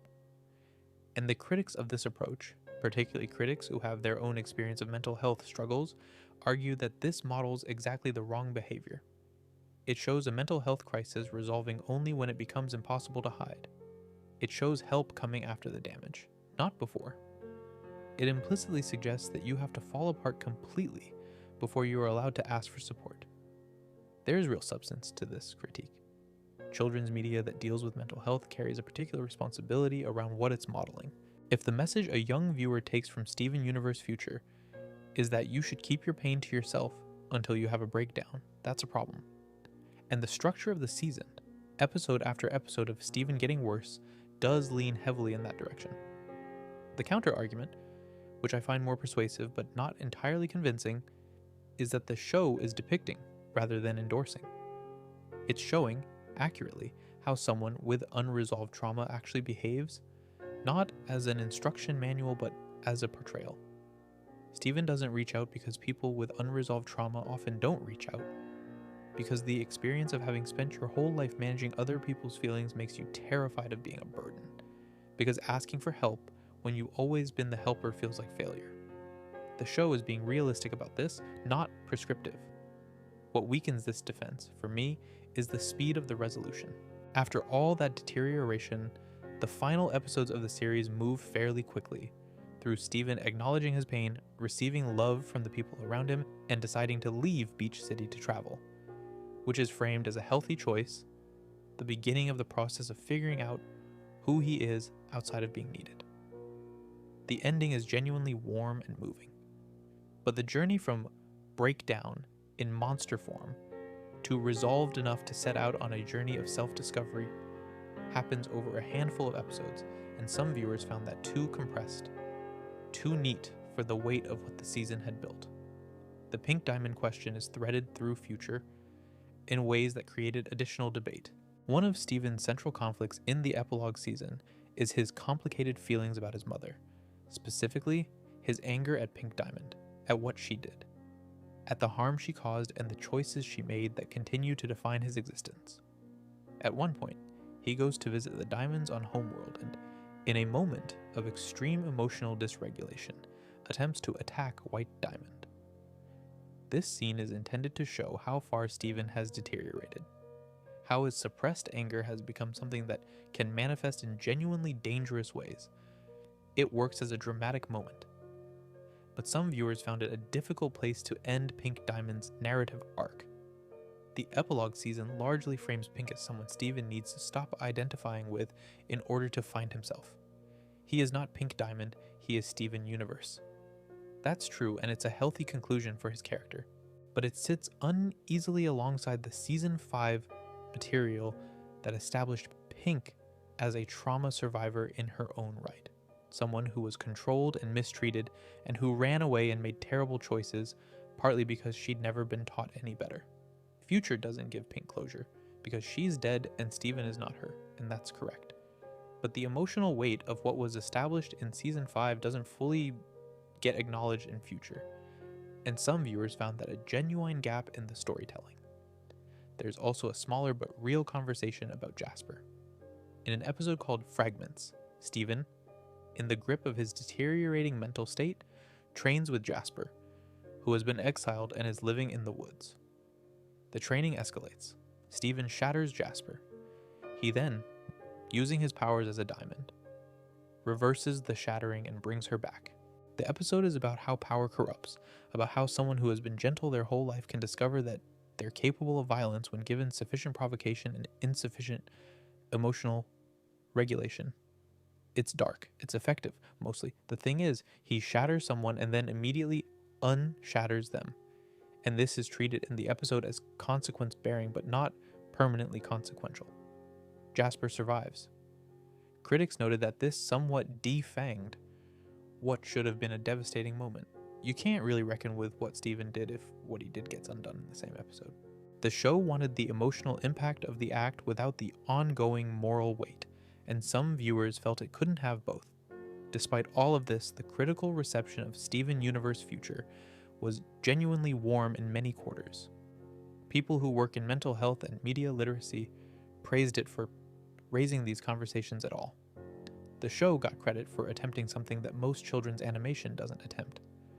And the final episode, Steven's goodbye to Beach City, the conversations with each character, the way it acknowledges that growing up means things changing without pretending change is only loss, is lovely television. It's a genuinely moving way to end a long story. The debate about how well the show handled the mental health material is worth having. It's not a debate with a clean winner. What the show attempted was real and meaningful, even where it fell short of its own ambitions. And the fact that people were having detailed, engaged conversations about how a children's epilogue series handled PTSD and trauma processing is, in some strange way, a tribute to the kind of show Steven Universe had been. You don't get those conversations about a show that wasn't trying. One thing I keep coming back to, thinking about future, the show ends with Steven getting in his car and driving away from Beach City, surrounded by people who love him, with a sense that he's finally starting to learn who he is for his own sake. It's not a resolution, it's a beginning. And maybe that's the appropriate ending for a show about a kid who spent years resolving other people's stories. His story, it turns out, had barely started. One of the more unusual arguments that existed around Steven Universe from relatively early in its run was about the show's own internal visual consistency. Specifically, whether the relaxed approach to character design that gave the show its distinctive warmth was actually a meaningful creative strength, or whether it was a failure of quality control dressed up as artistic philosophy. The show had a deliberate approach to storyboarding that was less centralized than many animated productions. Rather than having a single strict character model that all artists adhered to without deviation, Rebecca Sugar's approach allowed storyboard artists significant latitude in how they rendered characters. The result was a show where the same character might look meaningfully different depending on who had drawn a given episode. Sometimes this variation was subtle. Sometimes it was quite pronounced, characters changing height between shots, faces losing or gaining proportions mid-episode, body types shifting in ways that weren't consistent with the previous time we'd seen them. The defense of this approach, which Sugar and various crew members articulated over the years, is that it allowed for genuine artistic expression. The storyboard artists were not just executing someone else's vision, they were bringing their own sensibility to the work, and that diversity of artistic voices contributed to the show's texture and warmth. There's something to this argument. The show does feel handmade in a way that heavily model-policed animation often doesn't. You can usually tell roughly who drew a given episode based on the visual style, and some episodes have a quality of personality in their drawings that you don't get from more standardized productions. But the critique of this approach, which was made most loudly within fan art communities, because fan artists are people who have to draw these characters regularly and therefore have an acute sensitivity to consistency, is that the latitude produced genuine quality problems. Characters were inconsistent in ways that went beyond expressive variation into something that looked more like error. And specifically, the show's body representation, which was one of its proudly progressive qualities, with characters of genuinely diverse shapes and sizes, suffered when different artists rendered bodies differently enough that the intended design was lost. Pearl, for example, is designed as tall and extremely slender, almost stick-thin in official designs. Amethyst is shorter and stockier. Rose Quartz and later Bismuth are large and powerfully built. These are distinctive silhouettes with specific visual meaning. But in episodes where the off-model problem was more pronounced, these distinctions could blur. Characters would be drawn with proportions that didn't quite match their established designs in ways that sometimes served the story and sometimes just looked like mistakes. The fan art criticism connected to the Zammy 070 situation in an indirect but real way. The fact that a fan artist drawing Rose Quartz, thinner than her official design, could be the target of sustained harassment, the accusation of fat phobia, while the show itself regularly produced episodes where characters appeared in proportions significantly different from their standard designs, was a tension that people noticed. The standards being applied to fan artists were stricter than the standards the show held itself to. This isn't a neat or simple observation. The difference between a fan artist making a deliberate creative choice to draw a character differently and the production crew accidentally rendering a character inconsistently is real. Intent matters, at least somewhat. But the gap between the intensity of scrutiny applied to fan creators and the relatively gentle response to the show's own inconsistencies was visible and was commented on. There's also a separate dimension to the body representation conversation that's worth raising, which is about how the show depicted different body types within its narrative. The show is often celebrated, rightly, for having a genuinely diverse cast in terms of body shape. Rose Quartz being a large, beautiful woman who is also the show's most powerful and beloved character, is meaningful. Amethyst's insecurities about her size and shape are addressed with care. The show doesn't treat thinness as the default or as aspirational, but critics noted patterns in how body types were distributed across character roles. The show's most conventionally slender characters, Pearl, Garnet, in some interpretations, tended to occupy roles associated with composure, elegance, and control. Characters who were larger, Amethyst in her more comedic moments, Zugalite, Bismuth, were more often associated with excess, aggression, or instability. Whether this was intentional pattern or unconscious bias was disputed, but the pattern was there if you looked for it. The show was also criticized in the same Medium published essays that raised questions about racial coding, for a tendency to associate certain physical presentations with certain character functions in ways that reproduced familiar visual hierarchies even while claiming to subvert them. This is the kind of critique that requires sustained engagement with the text to evaluate properly. And not everyone found it persuasive, but it came from people who had clearly thought carefully about the show, and dismissing it entirely doesn't seem right either. What all of these debates about representation have in common is that they hold the show to the standard it has set for itself, which is exactly the situation it created by making that standard so explicit and so public. The on-model consistency issue is less charged than the representation debates and ultimately less important, but it's a real part of the show's history, and it connects to the larger question of what the show's priorities were and what its weaknesses were. A show that allowed maximum artistic freedom, produced maximum artistic expression, and also produced visible quality inconsistency. Whether the trade-off was worth it is something that different viewers assess differently.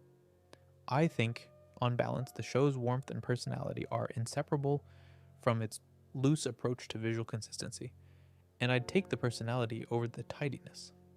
But I understand why some people found the inconsistency a distraction, and why fan artists, in particular, had complicated feelings about working in a space where they were held to standards the show itself wasn't. And then there's a different kind of criticism, not about what the show drew or didn't draw, but about how it was written. Specifically, the question of whether Steven Universe's commitment to nonviolence and forgiveness as central values was always earned, or whether the show sometimes asked its audience to extend empathy to characters and situations in ways that weren't fully grounded in the story's logic. The diamonds are the most significant case study here. White Diamond, Yellow Diamond, and Blue Diamond are the rulers of an authoritarian empire that has shattered and corrupted countless gems, colonized planets, and committed acts that look from most angles like genocide. Their redemption, which the show delivers and frames as hopeful, involves Steven confronting them, having a very difficult conversation, and then Steven's tears and his mother's healing powers literally removing the corruption they'd spread across the earth. The diamonds apologize. They help. They're shown to be, in some significant sense, simply damaged beings who hadn't known better, raised in a system that made cruelty feel like nature. Some viewers found this profoundly moving and consistent with the show's deepest convictions about the capacity of all beings for growth and change. Others found it naive to the point of being insulting, given the scale of what the diamonds had done. There is no shortage of real-world situations in which appealing to the humanity of powerful oppressors has not worked, and the show's implication that love and the right conversation can transform even the most entrenched authoritarian structures is an optimistic view. Rebecca Sugar has talked about this being deliberate, that the show is interested in the possibility of change, even for those who seem most fixed, as both a practical and philosophical position. You can disagree with that philosophy. Plenty of people do. But it is a position, not an accident or an oversight. In June 2025, Cartoon Network and Amazon Prime Video announced that a Steven Universe spin-off series was in development. Lars of the Stars. Lars Barriga, the teenager from Beach City who ended Season 4 as an immortal, pink-haired space adventurer commanding a ship full of off-color gems, would be getting his own show. Rebecca Sugar is involved in the development.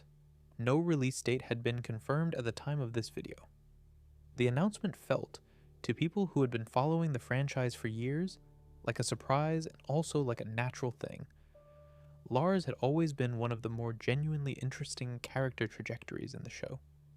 He goes from being a somewhat selfish, socially anxious teenager who bullies Steven partly out of insecurity, to someone who sacrifices himself trying to help, to someone who literally comes back from death transformed, to someone who heads into outer space with a crew of gems who were rejected by Homeworld and becomes their captain.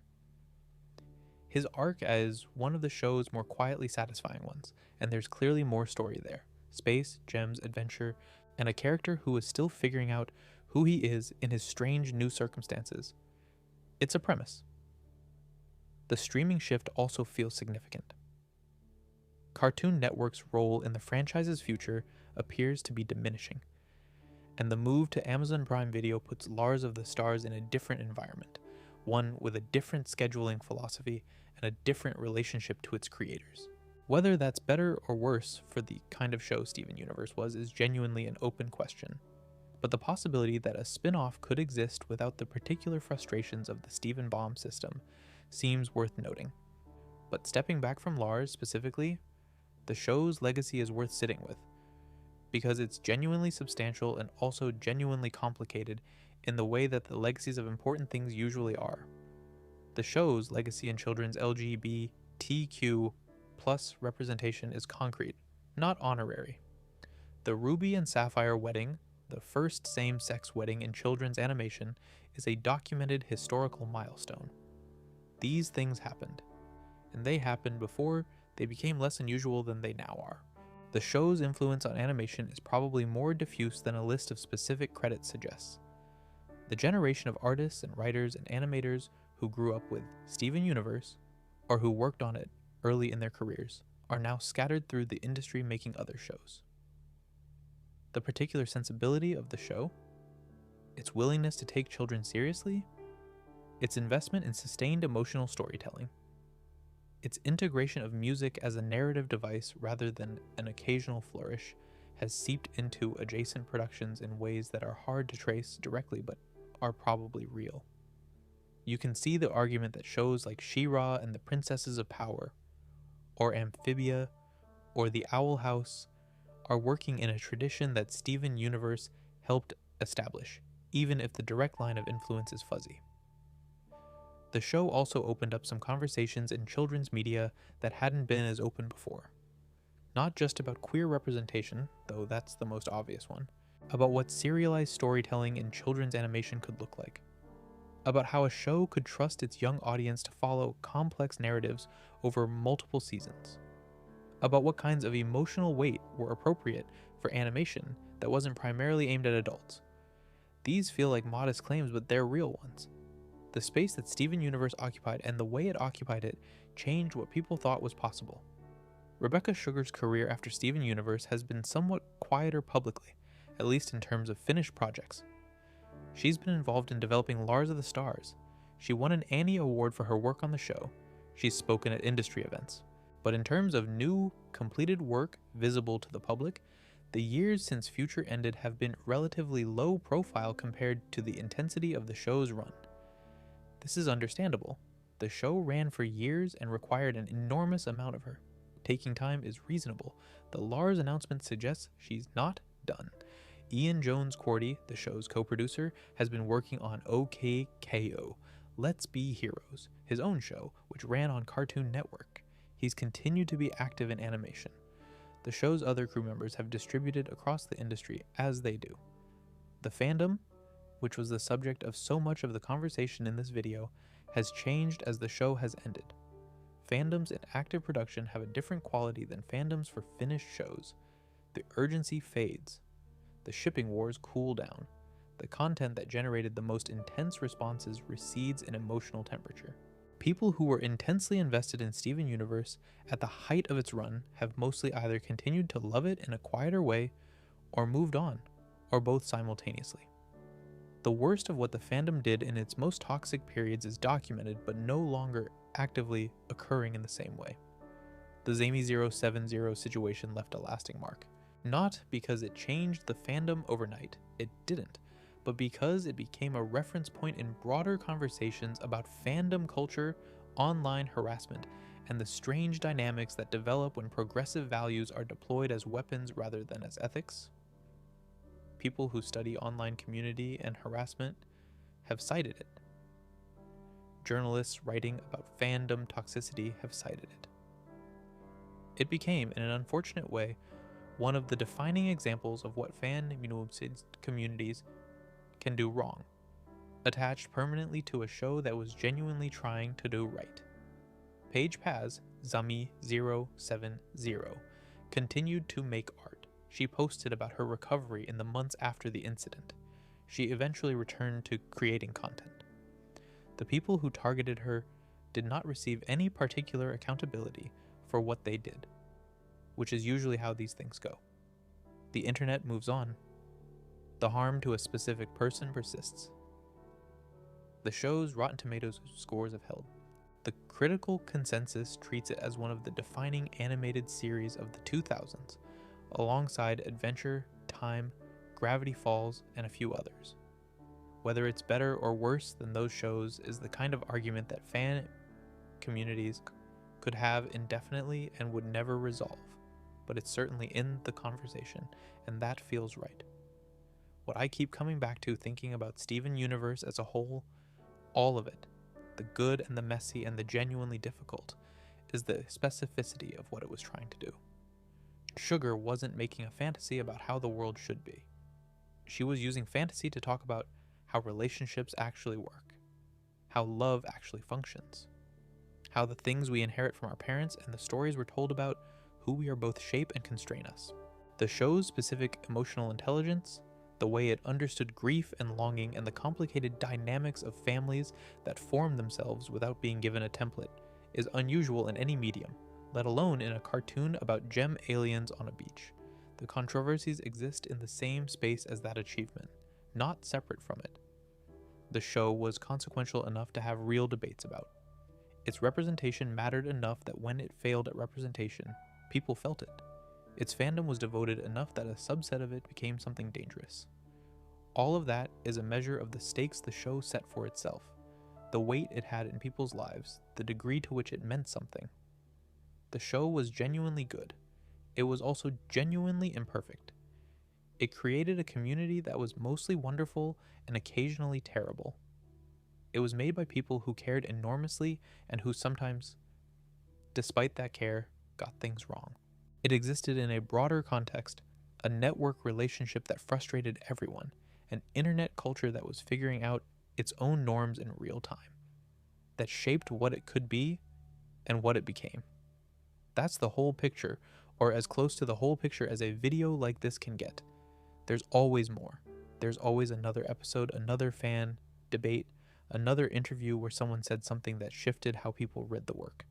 But this is most of it, at least of the parts that generated enough conversation to be worth sitting with for a couple of hours on a quiet night. Alongside the fandom controversies and the scheduling disasters, there's a separate set of debates that ran through the show's middle and later seasons, ones that weren't about external events or community behavior, but about the writing itself, and specifically about what happened to certain characters that a lot of people felt deserved better. Peridot is probably the most discussed case. She was introduced as a villainous homeworld technician early in season 2. Precise, condescending, deeply unfamiliar with Earth culture or the concept of individual feelings. Her redemption arc across season 2 is one of the show's genuine highlights. The episode Catch and Release, in which she's finally captured by the crystal gems and is terrified and confused and slowly realizing that her homeworld taught worldview is inadequate, is excellent. The episode Too Far, which I want to spend some time on, is one of the better single episodes in the show's run and also the center of a specific controversy.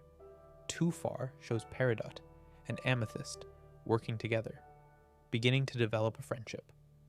Peridot, still largely operating from Homeworld's value system, is curious about Amethyst, but constantly says things that are technically accurate by homeworld standards and deeply hurtful by any humane measure.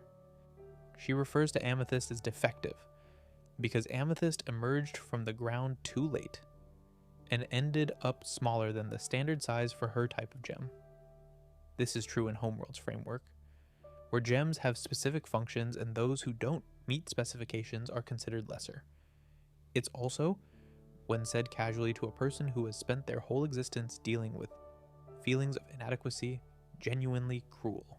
The episode was criticized by some viewers and disability advocates for treating Peridot's statements as a form of ableism, the logic being that defective and substandard are words that carry real weight for people with disabilities, and having a character casually deploy that language in a comedic context, even in the service of showing Peridot doesn't understand human norms, was a failure. The counter-argument. The episode explicitly treats Peridot's statements as wrong, shows their impact on Amethyst, and uses it as a moment of growth for both characters.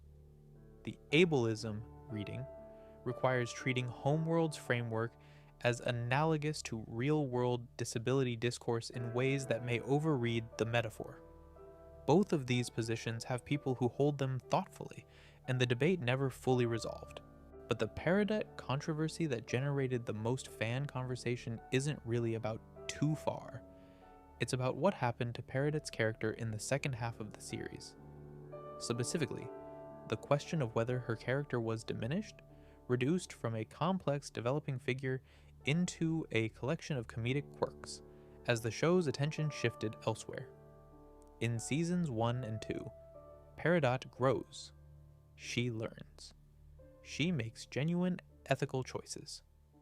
The moment in season 2 when she contacts Yellow Diamond and defects, choosing Earth over Homeworld, is earned and moving. She develops real relationships with the crystal gems. The show seems interested in her as a full character. In seasons 3 and 4, she and Lapis Lazuli are installed in the barn together, and both characters largely stay there. They have a comedic dynamic. They grow a garden. They watch Camp Pining Hearts, a fictional reality show that Peridot becomes obsessed with. These episodes are charming in isolation, but the effect of keeping both characters in the barn for extended periods was that they were removed from the show's main storyline at a time when that storyline was accelerating considerably. They got their own small, self-contained adventures, while the main plot moved without them. Lapis's situation was his own separate criticism. She's one of the show's most emotionally complex characters in her initial arc. A gem who survived trauma by choosing to impose it on someone else, who is struggling with deep psychological damage, who doesn't trust easily and who is clearly not okay. The show establishes this beautifully, and then, in many fans' view, doesn't follow through on it. Lapis's trauma is treated as essentially resolved once she settles into the barn. The show doesn't do much more serious work on what she's been through. Her character in the barn is gentler and more comfortable than the Lapis of the early seasons, and a significant number of fans found this characterization both less interesting and somewhat inauthentic to what the show had established. When Lapis leaves Earth fleeing at the start of the Wanted arc, because the threat level has escalated again and she's not willing to stay and fight, some fans found her choices comprehensible and well motivated. Others found them inconsistent with the character development that the barn period supposedly represented. The show was asking viewers to accept that Lapis had grown and changed while also showing her making choices that looked a lot like the Lapis of season 2, who fused with Jasper rather than face a difficult situation. Whether that's intentional, the show suggesting that trauma recovery is non-linear and Lapis hasn't fully healed, or an inconsistency is genuinely debatable. The back half quality decline argument was common in fan spaces during seasons 4 and 5, particularly around the period of the longest hiatuses. The argument the show in its early seasons was doing something specific and relatively disciplined. Careful character work, patient storytelling, episodic content that contributed to ongoing character development. The show in its middle and later seasons was under different pressures, accelerating toward revelations, dealing with the compression effects of the bomb format, navigating the network's desire for more event-style storytelling, and the result was a series where the connective tissue between big moments was sometimes thinner than it had been. This is a contested reading. Other fans found the back half of the show just as strong as the early seasons, and pointed to episodes like Mindful Education, Stephen's Dream, and A Single Pale Rose as evidence that the show's creative ceiling was just as high in season 4 to 5 as it had been in season 1 to 2. The ceiling was always high. The question was about the floor, whether the average episode in the later seasons was as strong as the average episode in the earlier ones, or whether the weight of the mythology had started to compress the space available for the kind of quiet, character-driven storytelling that had defined the show at its best. I don't have a clean answer to that. I think the show's highs stayed very high throughout its run. I also think Dewey wins exists and the barn stuff is what it is. Both things are true.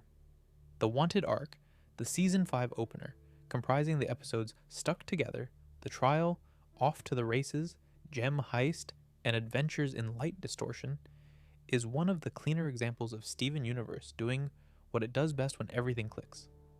Steven and Lars are captured and taken to Homeworld.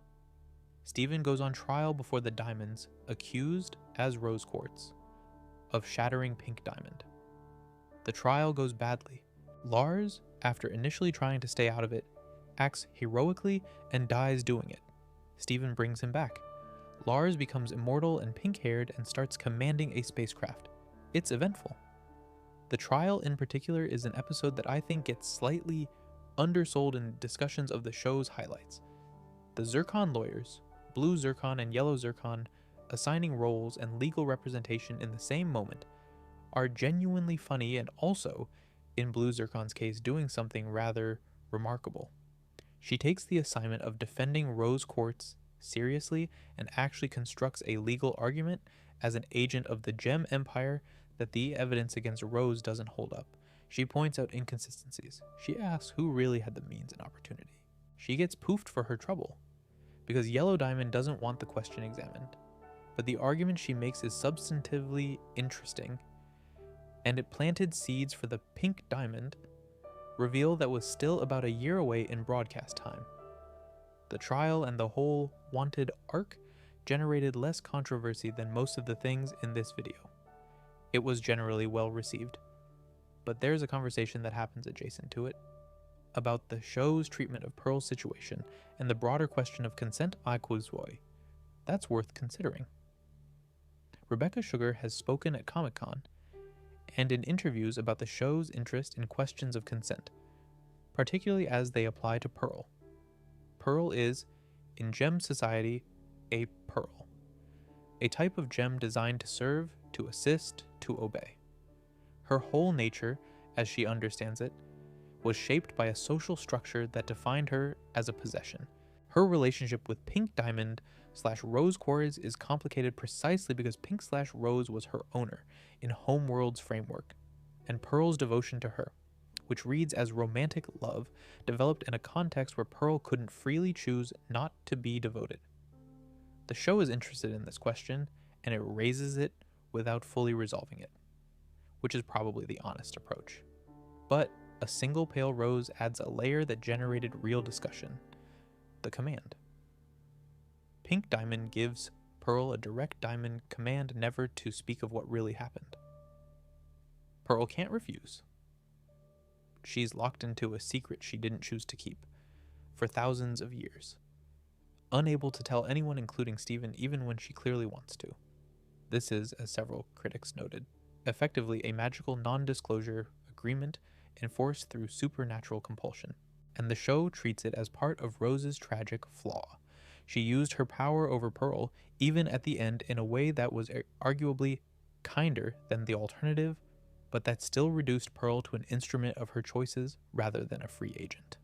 The consent question extends to the fusion dynamics. Fusion in Steven Universe is consistently framed as an intimate act, one that requires trust and mutual willingness. Forced fusion is presented as a violation. Healthy fusion, like Garnet, represents genuine partnership. This is established clearly and consistently. But some critics noted that the show, in its treatment of certain fusions, wasn't always as careful about this framework as it established. The Malachite situation, Lapis choosing to fuse with Jasper as a form of mutual imprisonment, is complicated in interesting ways by the question of whether choosing something in the grip of trauma and rage is really choosing. The show doesn't fully resolve that either. None of this is unique to Steven Universe as a problem. It's a show that set itself ambitious goals in terms of what it wanted to explore. And it didn't always have the space or the solutions to follow through completely. What it did was raise these questions about consent, about power, about what love looks like when it's contaminated by hierarchy, in a medium and for an audience that doesn't usually encounter them in this form. Whether raising the questions without fully answering them is a success or a failure is genuinely a matter of perspective. I think it's mostly a success, but I understand why viewers who wanted cleaner resolutions found the ambiguity frustrating. There's also a Pearl-specific debate that ran through much of the show's later seasons, specifically about whether the show was adequately addressing the codependency and unhealthy attachment patterns in Pearl's backstory. Pearl is written with enormous sympathy, and her love for Rose/Pink is treated as real and meaningful throughout. But it's also, by the show's own logic, a love that was partly forged in conditions that precluded Pearl's full freedom. The show knows this. It doesn't pretend otherwise. But the extent to which it held Pearl and Rose's relationship up as tragic and beautiful versus as something that needed more sustained critical examination was a persistent debate in fan spaces. Some fans felt the show leaned too hard into the tragic romance without adequately confronting what it meant that one of the parties in that romance had been, for most of her existence, something close to enslaved. Others felt the show was using the tragedy of Pearl's situation to say something real and important about the lasting effects of having your identity defined by service and subordination, and that the show's refusal to simplify this into a clear verdict was the right call. This debate, like so many Steven Universe debates, had real advocates on both sides and never fully resolved. Here's a thread that doesn't get talked about as much as the gem politics or the fandom controversies, but which sits at the heart of a lot of what the show was doing. Beach City, the town, the humans. Steven is half human, and the show is quite serious about this. His humanity isn't a footnote to his gem identity.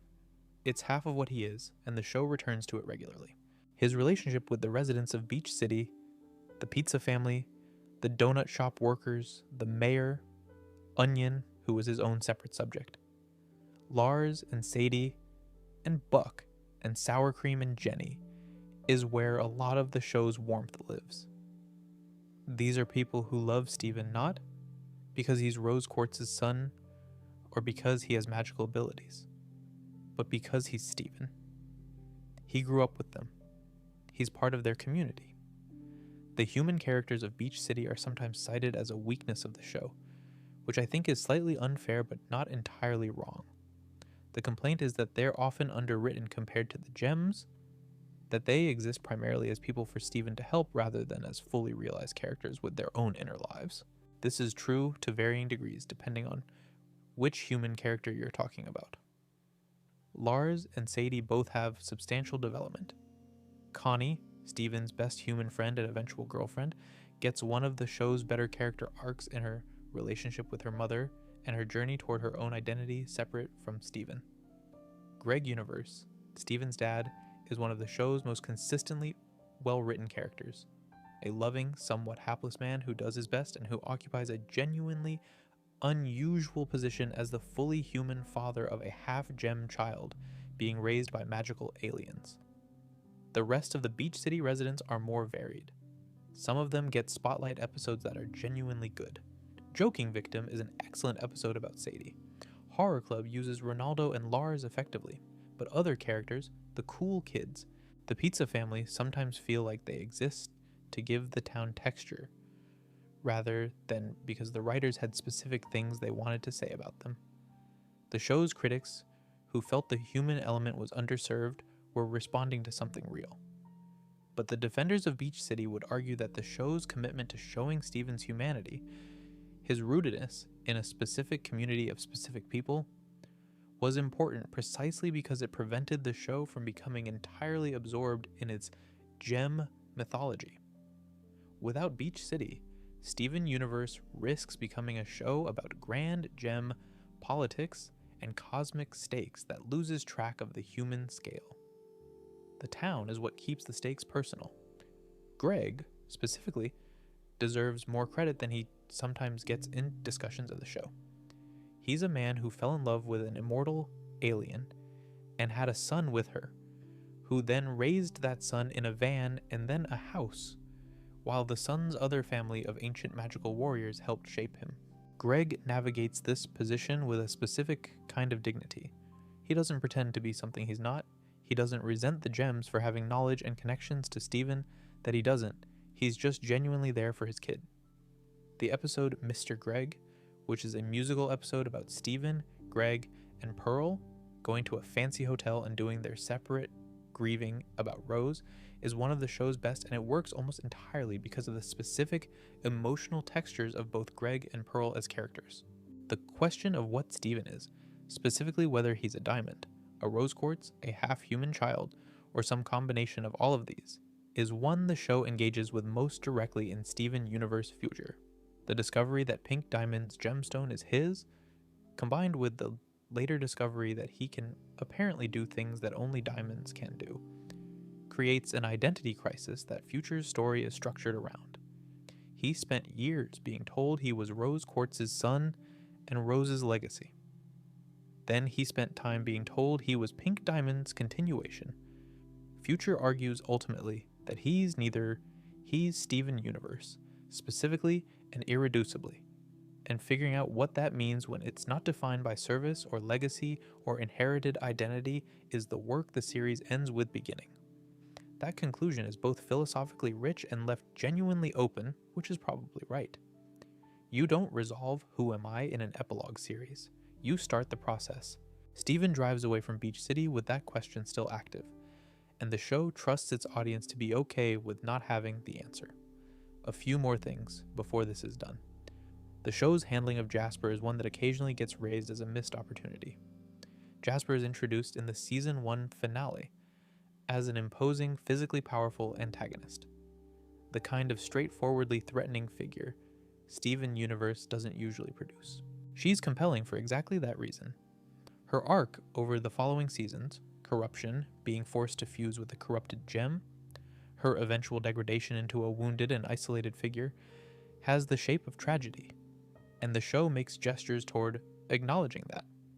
But she was for most of the original series run more of a recurring threat than a character, and many fans felt the show had material there that it didn't develop.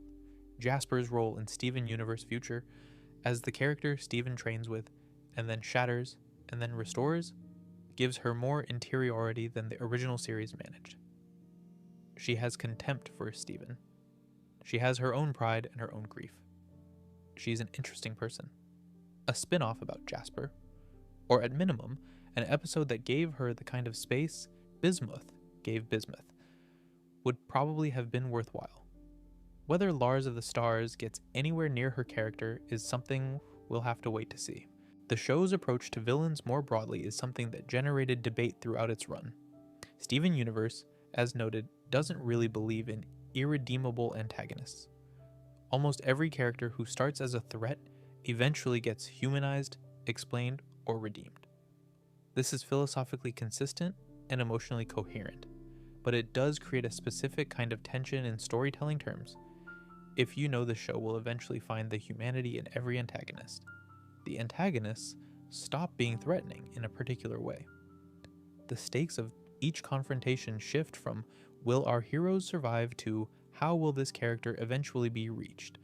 That's not nothing, it's a different kind of dramatic tension, but it's a narrower one, and some viewers found the show's optimism in this regard a structural limitation. The show's relationship to its own songs also deserves a moment. The music became Over the course of the series, one of its most distinctive features and also one of its most powerful emotional tools. Songs in Steven Universe are almost never decorative. They're doing work, advancing character, marking emotional turning points, saying things that the dialogue alone couldn't carry. It's Over, Isn't It? Is probably the best single example of this. Pearl's song about her grief and her jealousy, and her slow recognition that the world has continued without Rose is 3.5 minutes that would take an entire episode to accomplish in prose. The song form compresses and clarifies. Sugar understood this from the beginning, and the show's musical intelligence is one of the things that has aged best about it. Finally, Connie Maheswaran deserves more credit than fandom discussion usually gives her. She's one of the show's most consistently well-developed human characters, a bookish, somewhat sheltered girl who finds in Steven and the Crystal Gems a world that's bigger and stranger and more demanding than anything she'd previously known, and who rises to it.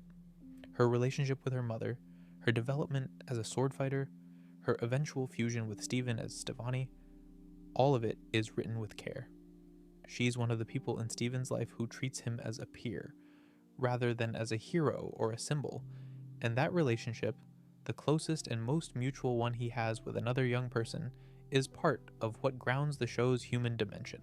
The scene in the finale of Future, where she and Steven say goodbye, knowing things are changing, is one of the quieter heartbreaks of the epilogue series, and it earns every feeling it produces.